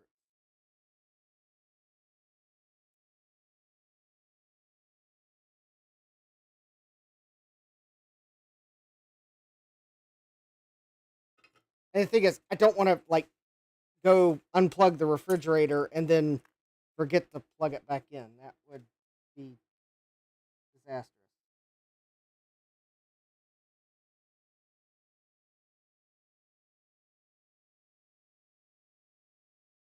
Oh, that reminds me. I need to put the freezer packs in the freezer so that I can maybe have some cold bottled water on Saturday. Creative method, use teeth. No, I don't feel like going to the dentist. Emergency dentist tonight.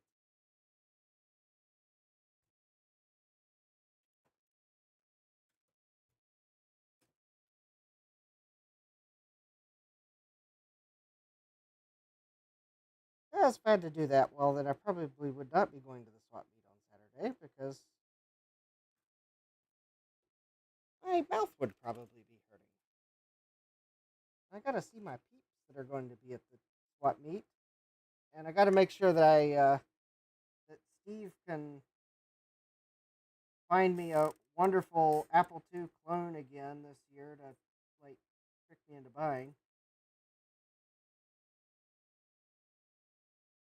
kind of like a similar problem to his Quadra 840 AV, but instead of him finding me one Apple II clone that will take me 5 years to get working, he'll end up finding me five, one a year, and they'll each take me a year to get working.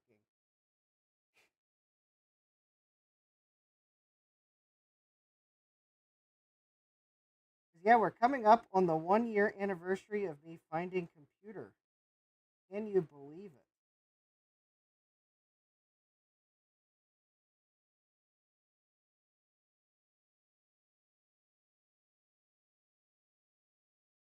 It's also my way to see if Steve's in the chat and even listening.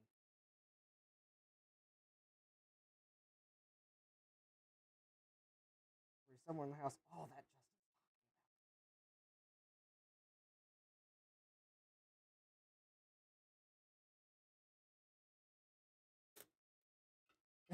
Jack says I only use teeth to separate Legos.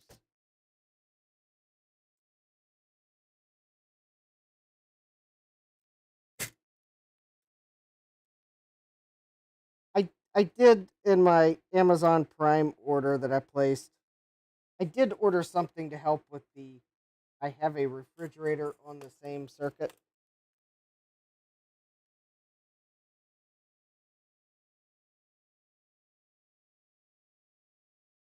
I got a smart outlet. A computer anniversary stream would be fun. Well, I've got my Mouser cart has parts for computer in it because I'm going to order some good sockets, but I probably won't do that till next month because I'm going to spend money at the swap meet instead of buying more sockets.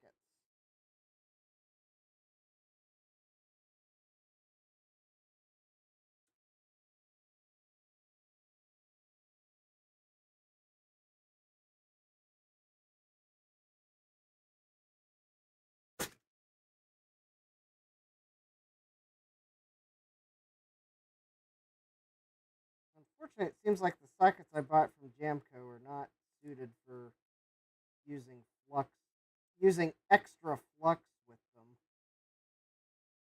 I need to buy some good TE connectivity sockets that have sealed bottoms.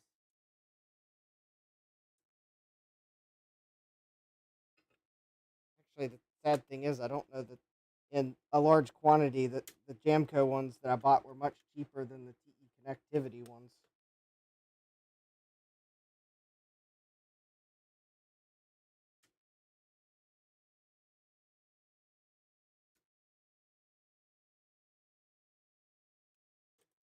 All right, well, I got that one out. So now that I have two chips, we will go back to the C64 and run color RAM test again on. We'll do the first one. I just cleaned the flux off of it, so in the time it'll take me to set the C64 up again. But yeah, we'll do a computer anniversary stream. I just gotta order sockets first because I can't use the Jamco sockets on computer because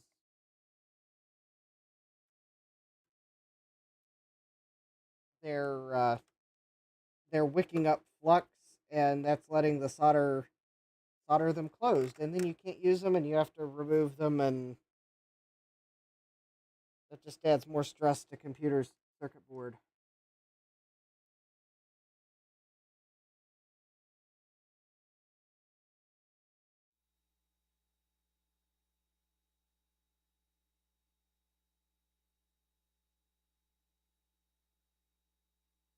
Oh, wait a minute. Ah, we have a bad SRAM.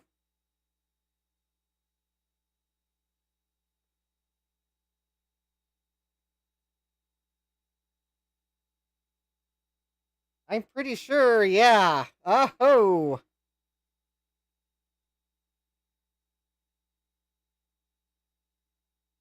I'm pretty sure we're about to have a color RAM fail.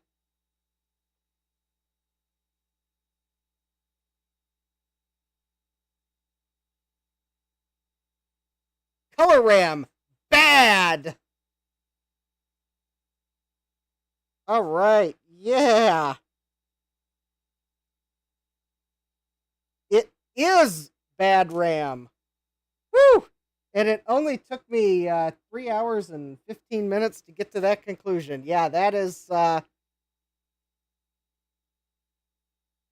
yeah, that's a bad RAM chip. Well, you know what we do to bad RAM chips around here. First, I find the red marker, which I misplaced, which I couldn't find because, well, okay, I can't find the red marker, so. Oh, wait. Is that because the red marker's in the drawer? No. Okay. I don't know what I did with the red marker. It's somewhere. I tried finding it to write an accent mark on a chip. Anyways. So that is a bad SRAM. All right. And that was actually the SRAM that was at the last one that was in the row. So, and then I'll put this in the sus chip bag. All right, let's test this other one that I removed.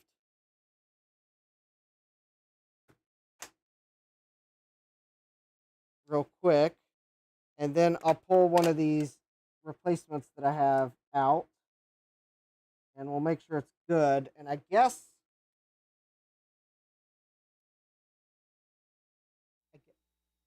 I should probably go ahead and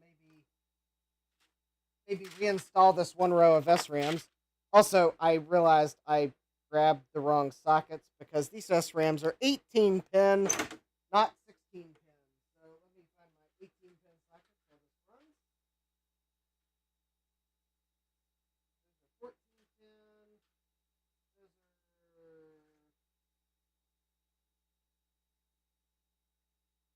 Oh, I think those are like 32 pin. Those definitely aren't them. Those are.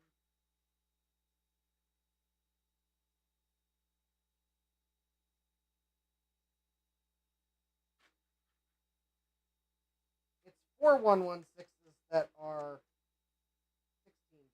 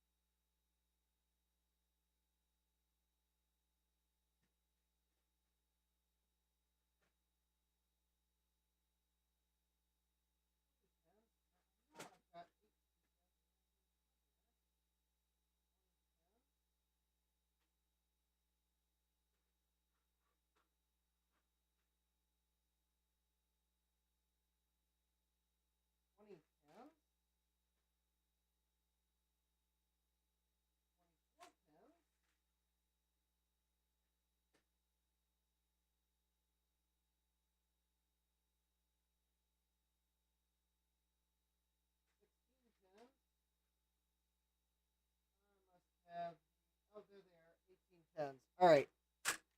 Oh, and I missed the results of that. Okay. Something tells me that one passed. Oh, hey, Sloopy.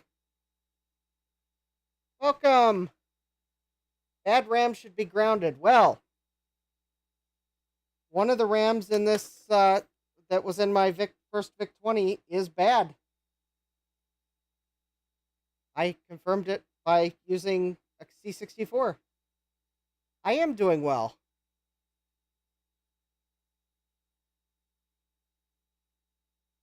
All right. And I hope you are doing well too.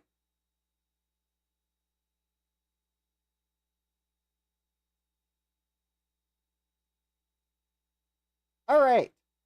So that chip is good.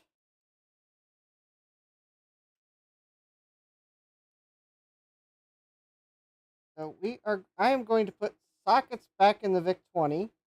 I will add that one bodge wire that I get to add because I lifted a trace. Oh, I need to test the potential replacement candidate. All right, so these are some 2114s that I ordered from Jamco for my ZX80 clone.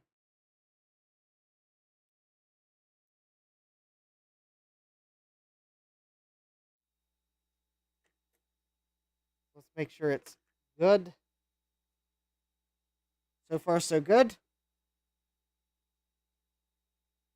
Yeah, the bad SRAM, I believe, was in the video memory part of memory. Anyways, there is the bad SRAM chip. It started doing color shifting on the C64 pretty much as soon as I put it in, and it failed the RAM test. So there's my sus chip bag because I need a box. And there we go. That is the fate of bad chips that come in computers that I buy.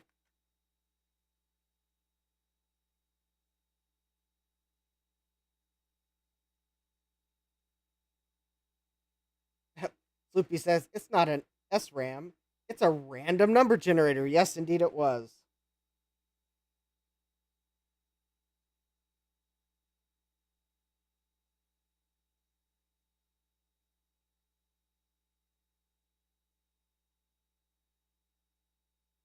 It has fun things for video. Yes, it was doing fun things for video. Like corrupted video.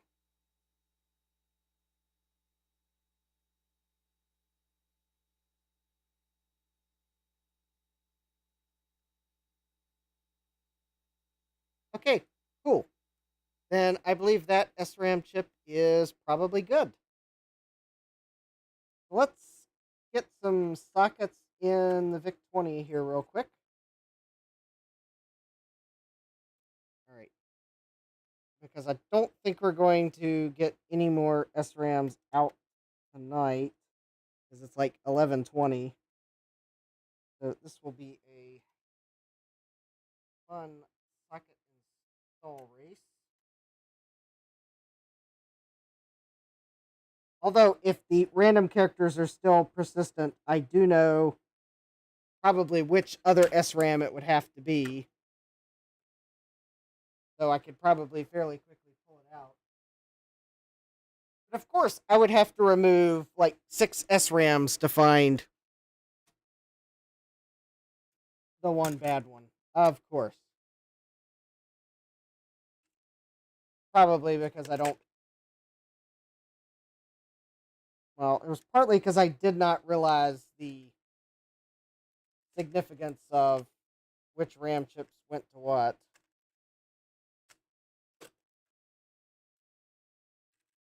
So, anyways, this was the bad SRAM. I think this is the color RAM. So the color RAM one on this VIC-20 was actually tested good. Oh, actually, I think I just realized I don't have enough 18-pin sockets to do many more SRAMs tonight anyways, because it looks like I accidentally dumped some of them out. Or they're hiding somewhere. Alright, so I will go ahead and replace all of these. And then I will put the bodge wire on the bottom on the between the two pins that I have indicated.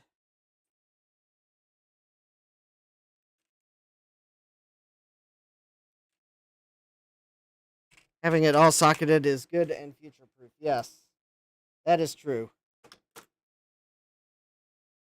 I like future proofing.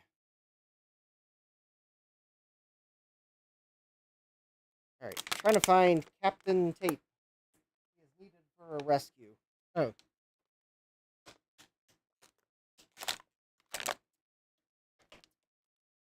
Captain Tape was underneath the popsicle stick.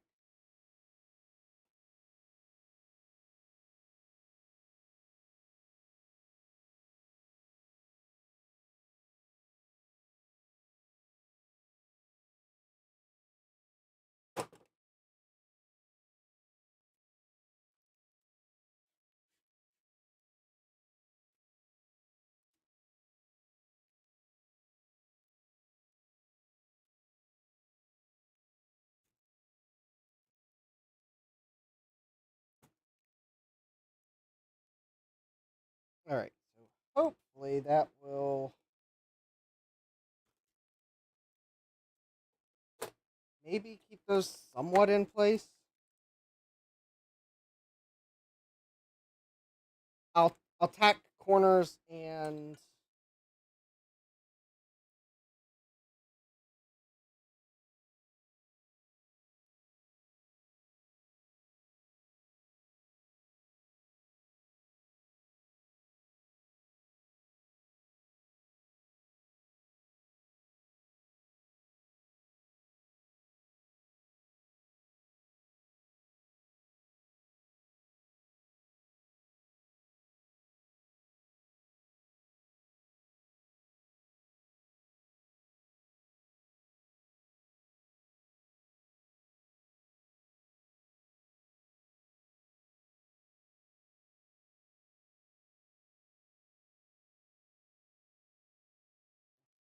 I think those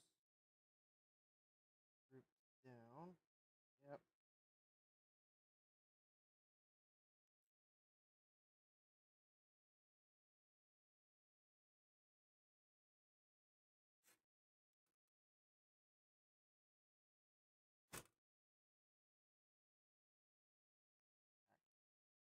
Not the corners.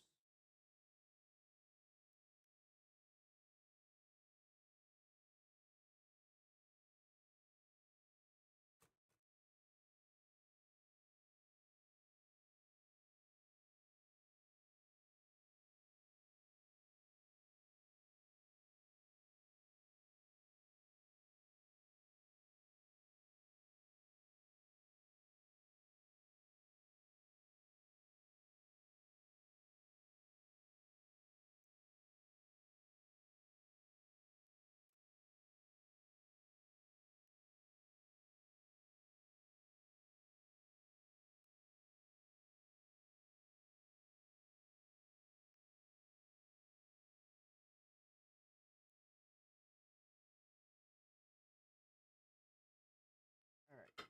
Now let's check the sockets.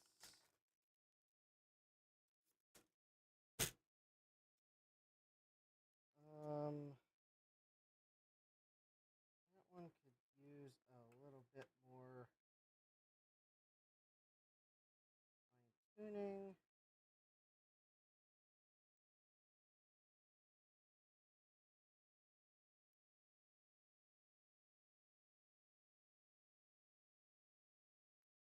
One of these, I think I pushed a pin out on. Ah, yes, that one right there.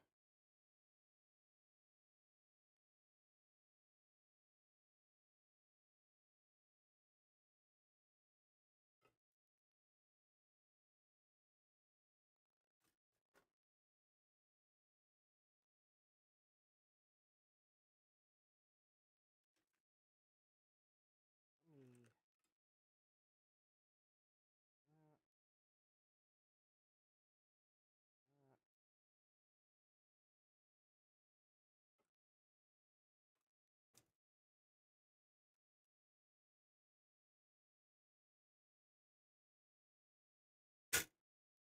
can't bumped one of the pins out. So let me see if I can't gently push that back into place.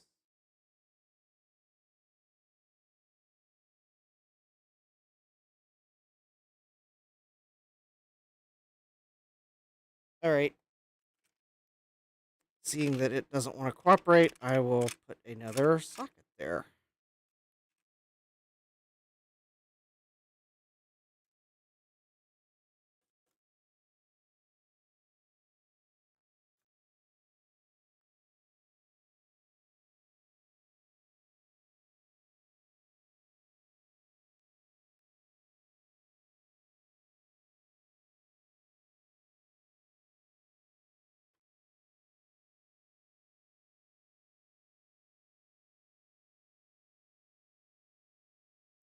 All right. Let's see here. Will there be a test? Well, I'm hoping there will be a test if I can get the sockets in and the bodge wire done. And I don't like solder any of the socket pins closed.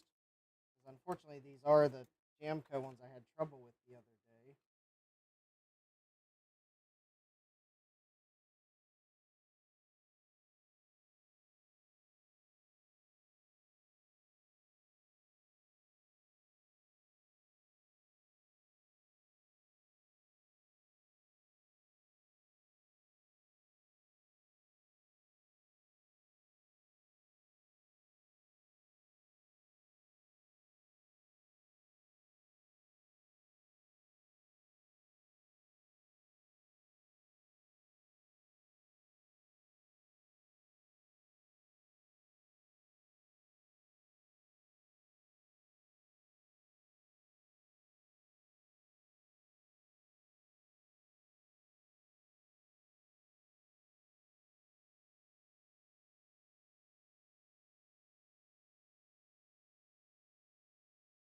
All right. Let's see if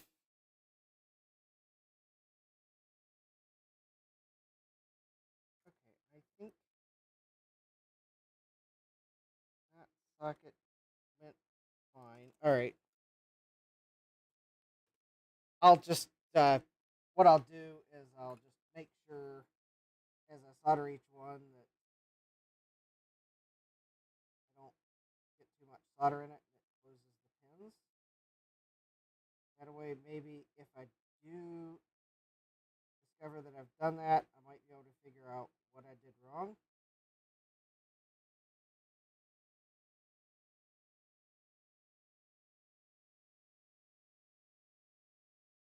If I do all of them and then discover that I've done it, it might be harder for me to realize what I did.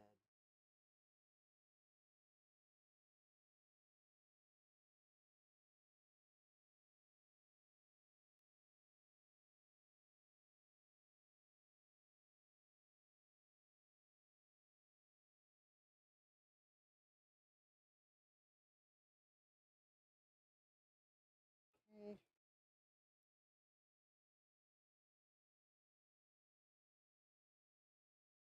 Yep. Okay, that one looks fine. All right, so far so good.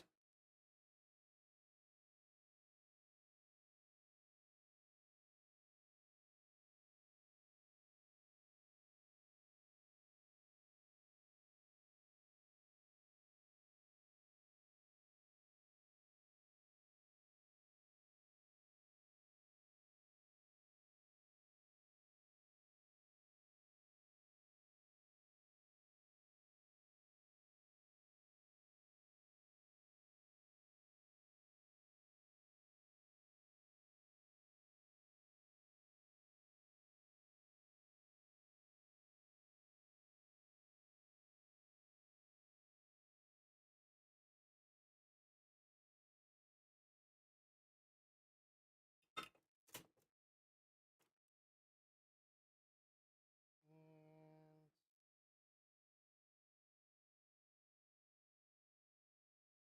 I think that one's fine.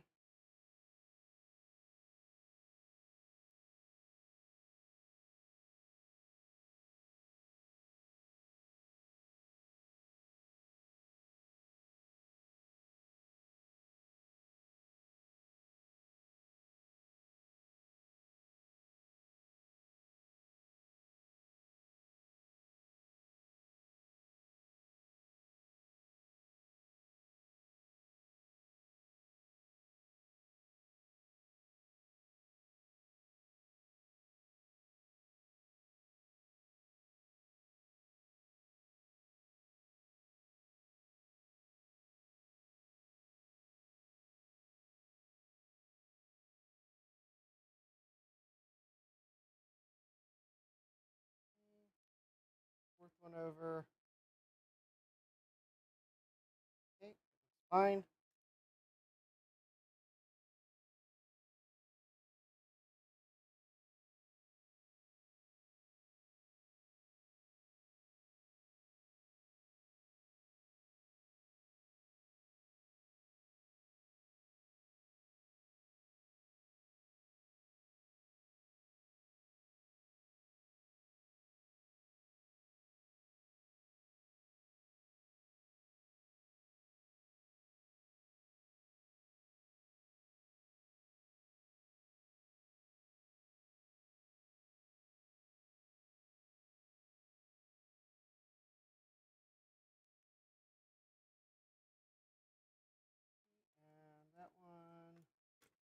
looks fine. All right. Good night, Eric.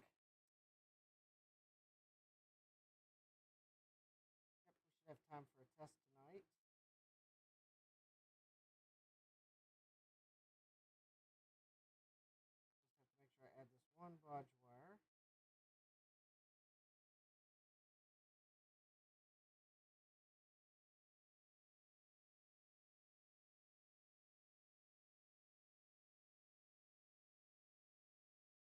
I don't have any Kynar wire yet, but I do have some on order. I think I can probably find a piece of wire to do this short bodge.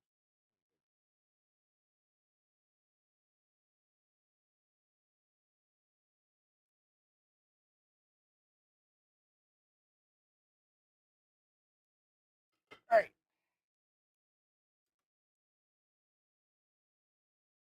Okay. I think I did manage to get all those sockets in without excess solder flowing in. So now I got to reconnect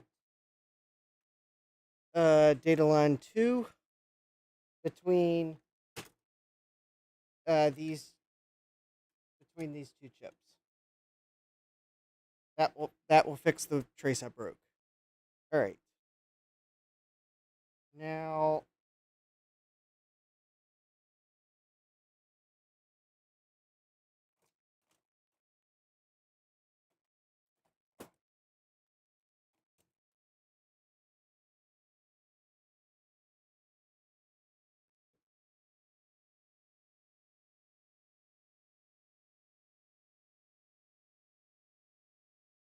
108 pins down. That's true.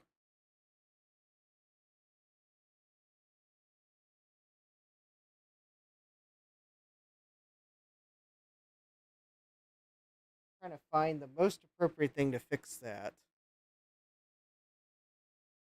I don't really want to use a piece of bell wire because it's so fiddly. And the other bodge is this red wire here. Well, I mean, I got this black wire here.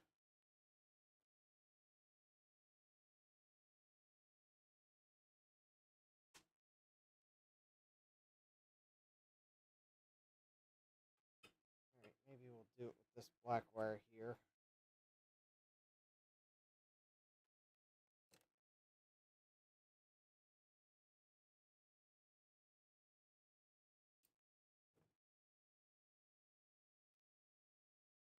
I'm going to do this pin here. That needs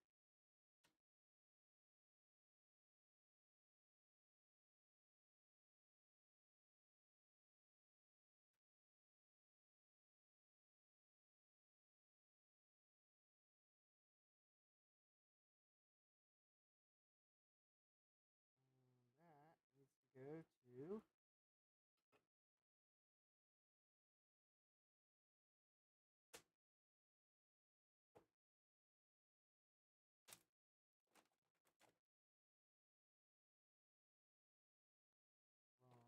there. Oh, where's the? Oh, there they are.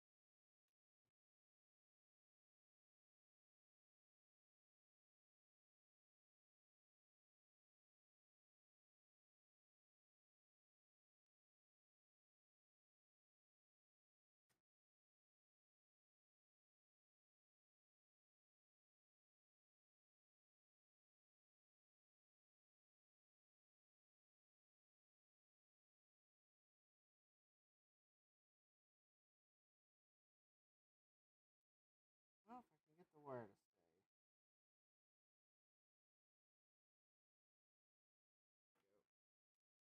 Where's the solder? Where's the solder?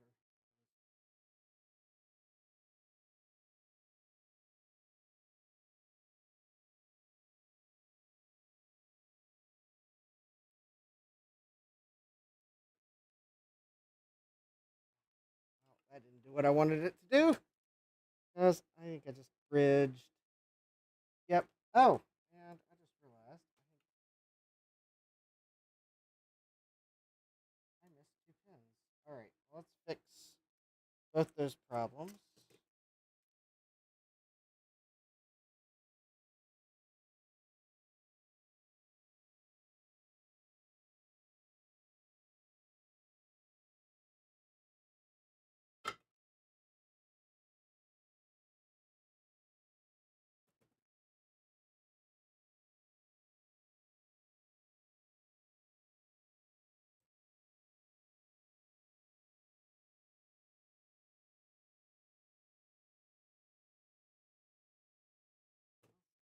that will help.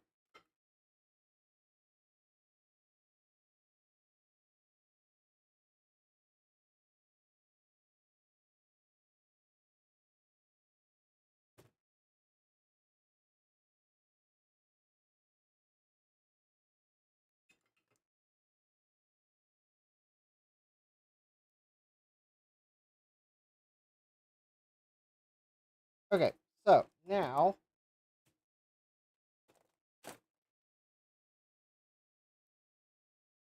if I test,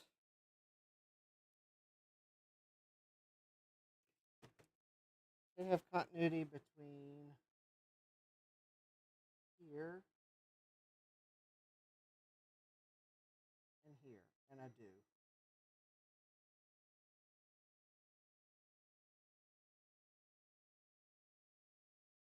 Off where those pins should be common, I believe. All right. I did not bridge those pins. And excellent. I did not bridge pins. All right. Okay, I believe I have successfully repaired the torn trace using a black wire because I could not find a piece of red wire. So let me see. I might have to zoom out a little bit. I was just looking to see if there's any. All right. I think actually.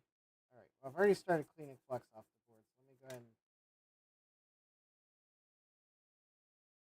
do that. 'Cause I think I got a pin or two that I might have missed.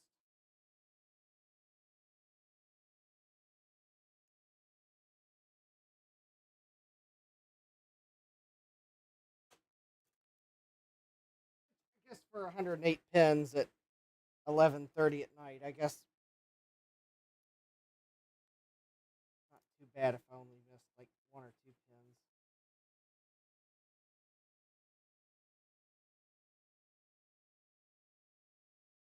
Well, actually, I think I got them all.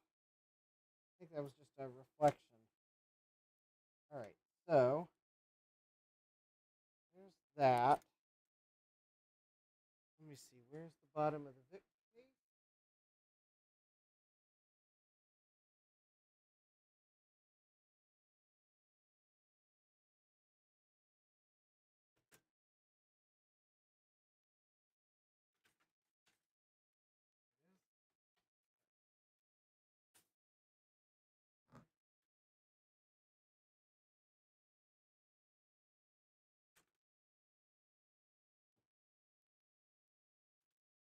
All right. Now, Sloopy, you missed my explanation that the wrong colors I discovered are partly due to my scaler is not treating the VIC-20 colors right. So when you see that the colors are wrong on screen, part of it is my scaler, although the colors are off on this VIC-20 board, which could be the VIC-20. It could be someone dorked with the adjustment pot, and I'm just going to have to undo their dorking. Also, one of these sockets is kind of cattywampus, but Well, I guess you can't really tell from a closed case now, can you? I mean, I'll know, but will anyone else know unless they watch this live stream? No, they won't.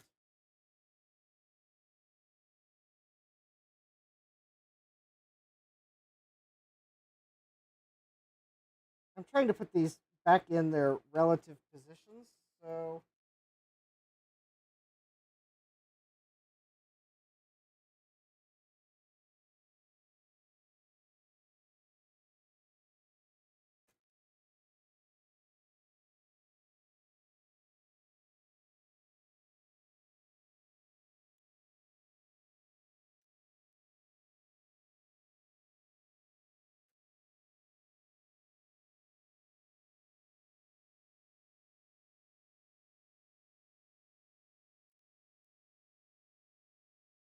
X asking, is anyone really going to take a chance on a sketchy looking Moss 6502 from a seller in Germany? I think not. Well, I don't think I would take a chance on a sketchy looking 6502 from a seller in the US either.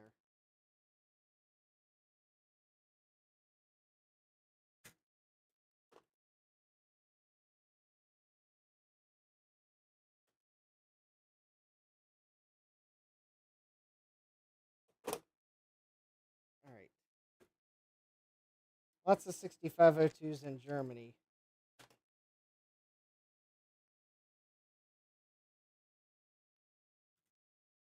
Oh, I've actually noticed there seem to be a lot of components available from Germany. And I don't know if that's because computer manufacturing in that area or what.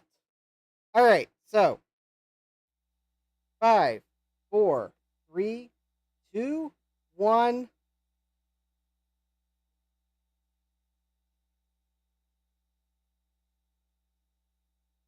Oh, hold please while I swap power adapters in the plug. Okay, we have successfully verified that the VIC-20 will not power up when you don't have the power adapter connected. All right, 5, 4, 3. You know, maybe I should turn it on table cam in case something goes pop. 2, 1.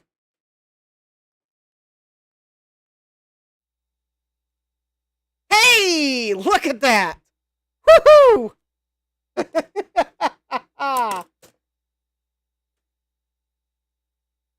3583 bytes free ready. So I bet it was that one SRAM chip.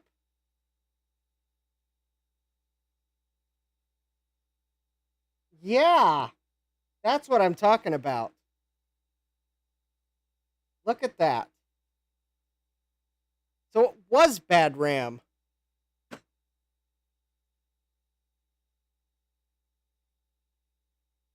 How many things did I replace on this thing on this journey? Actually, I have only replaced 2 things.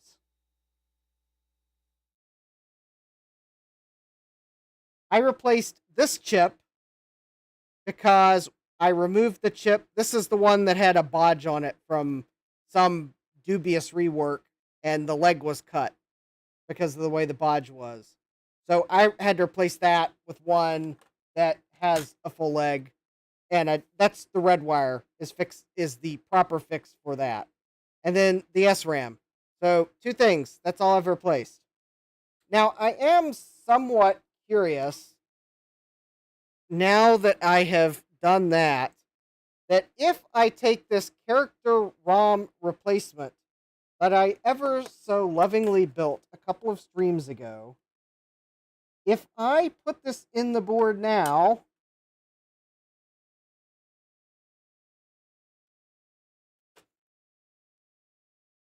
is it going to do anything different, or is this just going to tell me that I did something wrong with the adapter when I built it and I might as well give up? All right. Okay, I think I did something wrong when I built that adapter.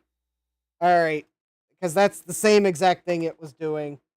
Oh, there's a little component leg on the VIC-20 board.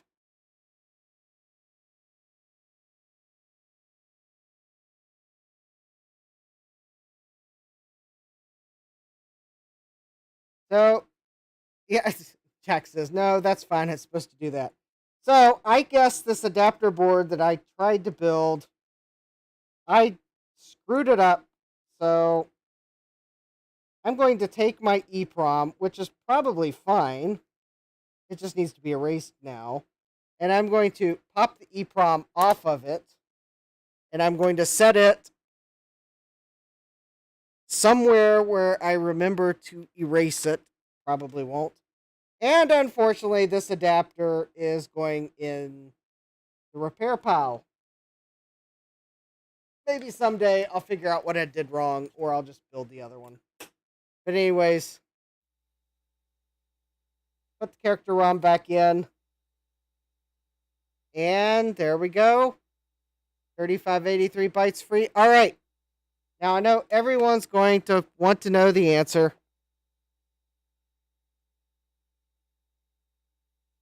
And I'm going to take my gloves off for this because I don't really want to get flux on my new keyboard.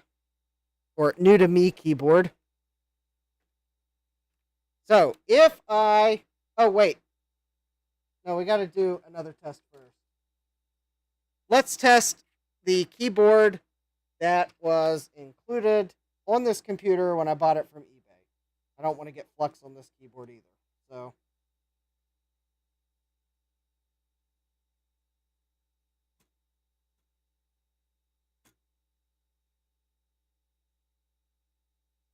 All right. So I got that keyboard plugged in. So let's turn our VIC on.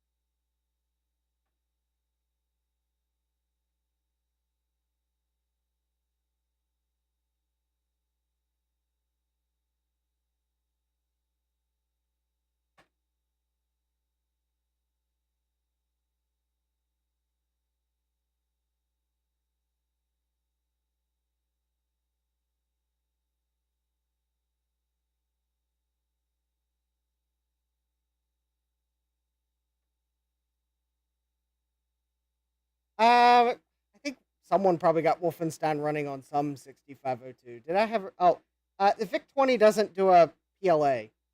The replacement PLA is in my Commodore 64. There was an Apple 2GS port, yes, for the 65C816. All right, so the keyboard that I bought from eBay does seem to work. That's excellent. But this computer is going to get a Euro-style upgrade. So that I'm not going to do that tonight. So yeah, this is an eBay score.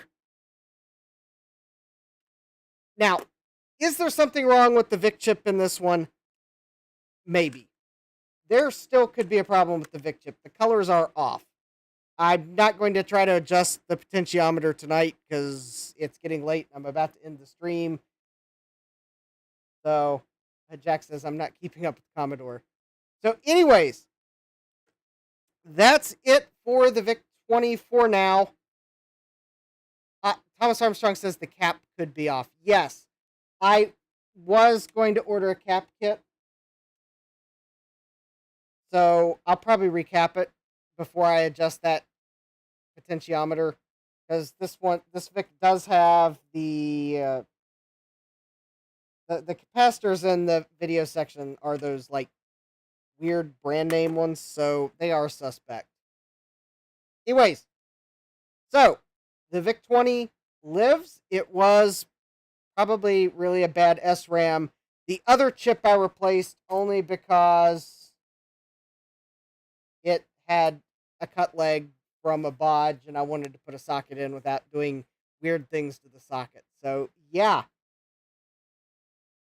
Oh, and this computer still has the peel, but it's not fully back together yet. Head Jack says, everyone knows Commodore only used the highest quality parts. Yes. So, this weekend, I do hope to be at the swap meet at System Source. I do know that there are, in the spreadsheet of what people are going to have for sale, there were at least 2 Commodore 128s that appeared in the list. So I am going to try to leave here early enough that I might be able to score one of those. Or at least maybe another Apple II clone. Although I didn't see any of those in the list. There was also a seller that's going to have plenty of beige boxes. I believe I bought from them last year. And I'm hoping that I might at least be able to get another beige box from them this year. Because that was actually a pretty good deal I got on the beige boxes last year. I'm right now 2 for 3 on them.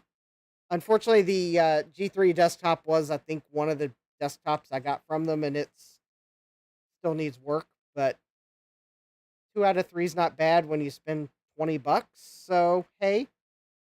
Anyways, if you are there at the swap meet, I hope to see you. I am going to have stickers. Assuming I remember, I'm going to have stickers and buttons.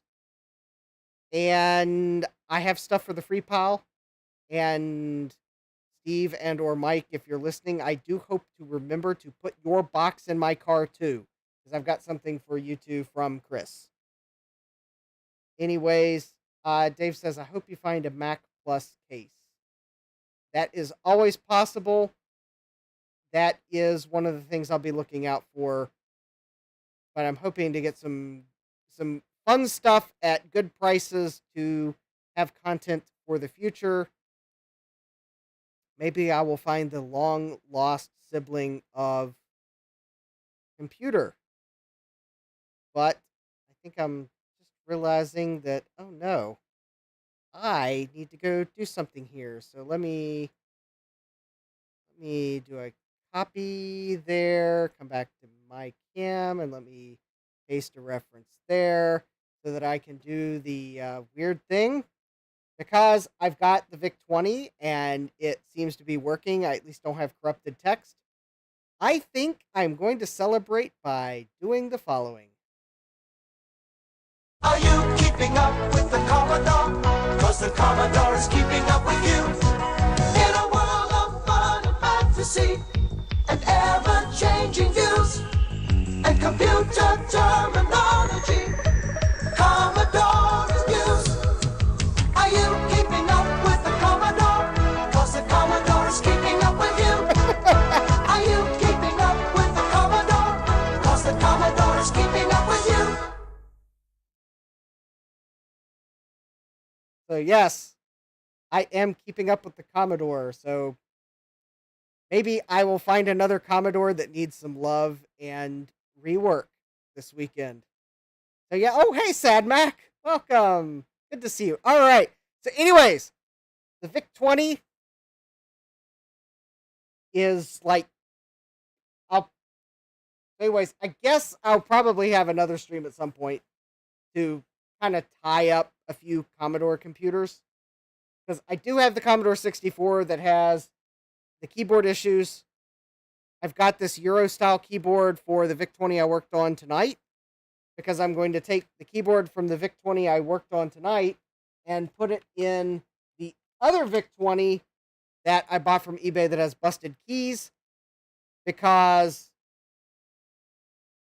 that VIC-20 has what appears to be a Commodore 64 keyboard in it.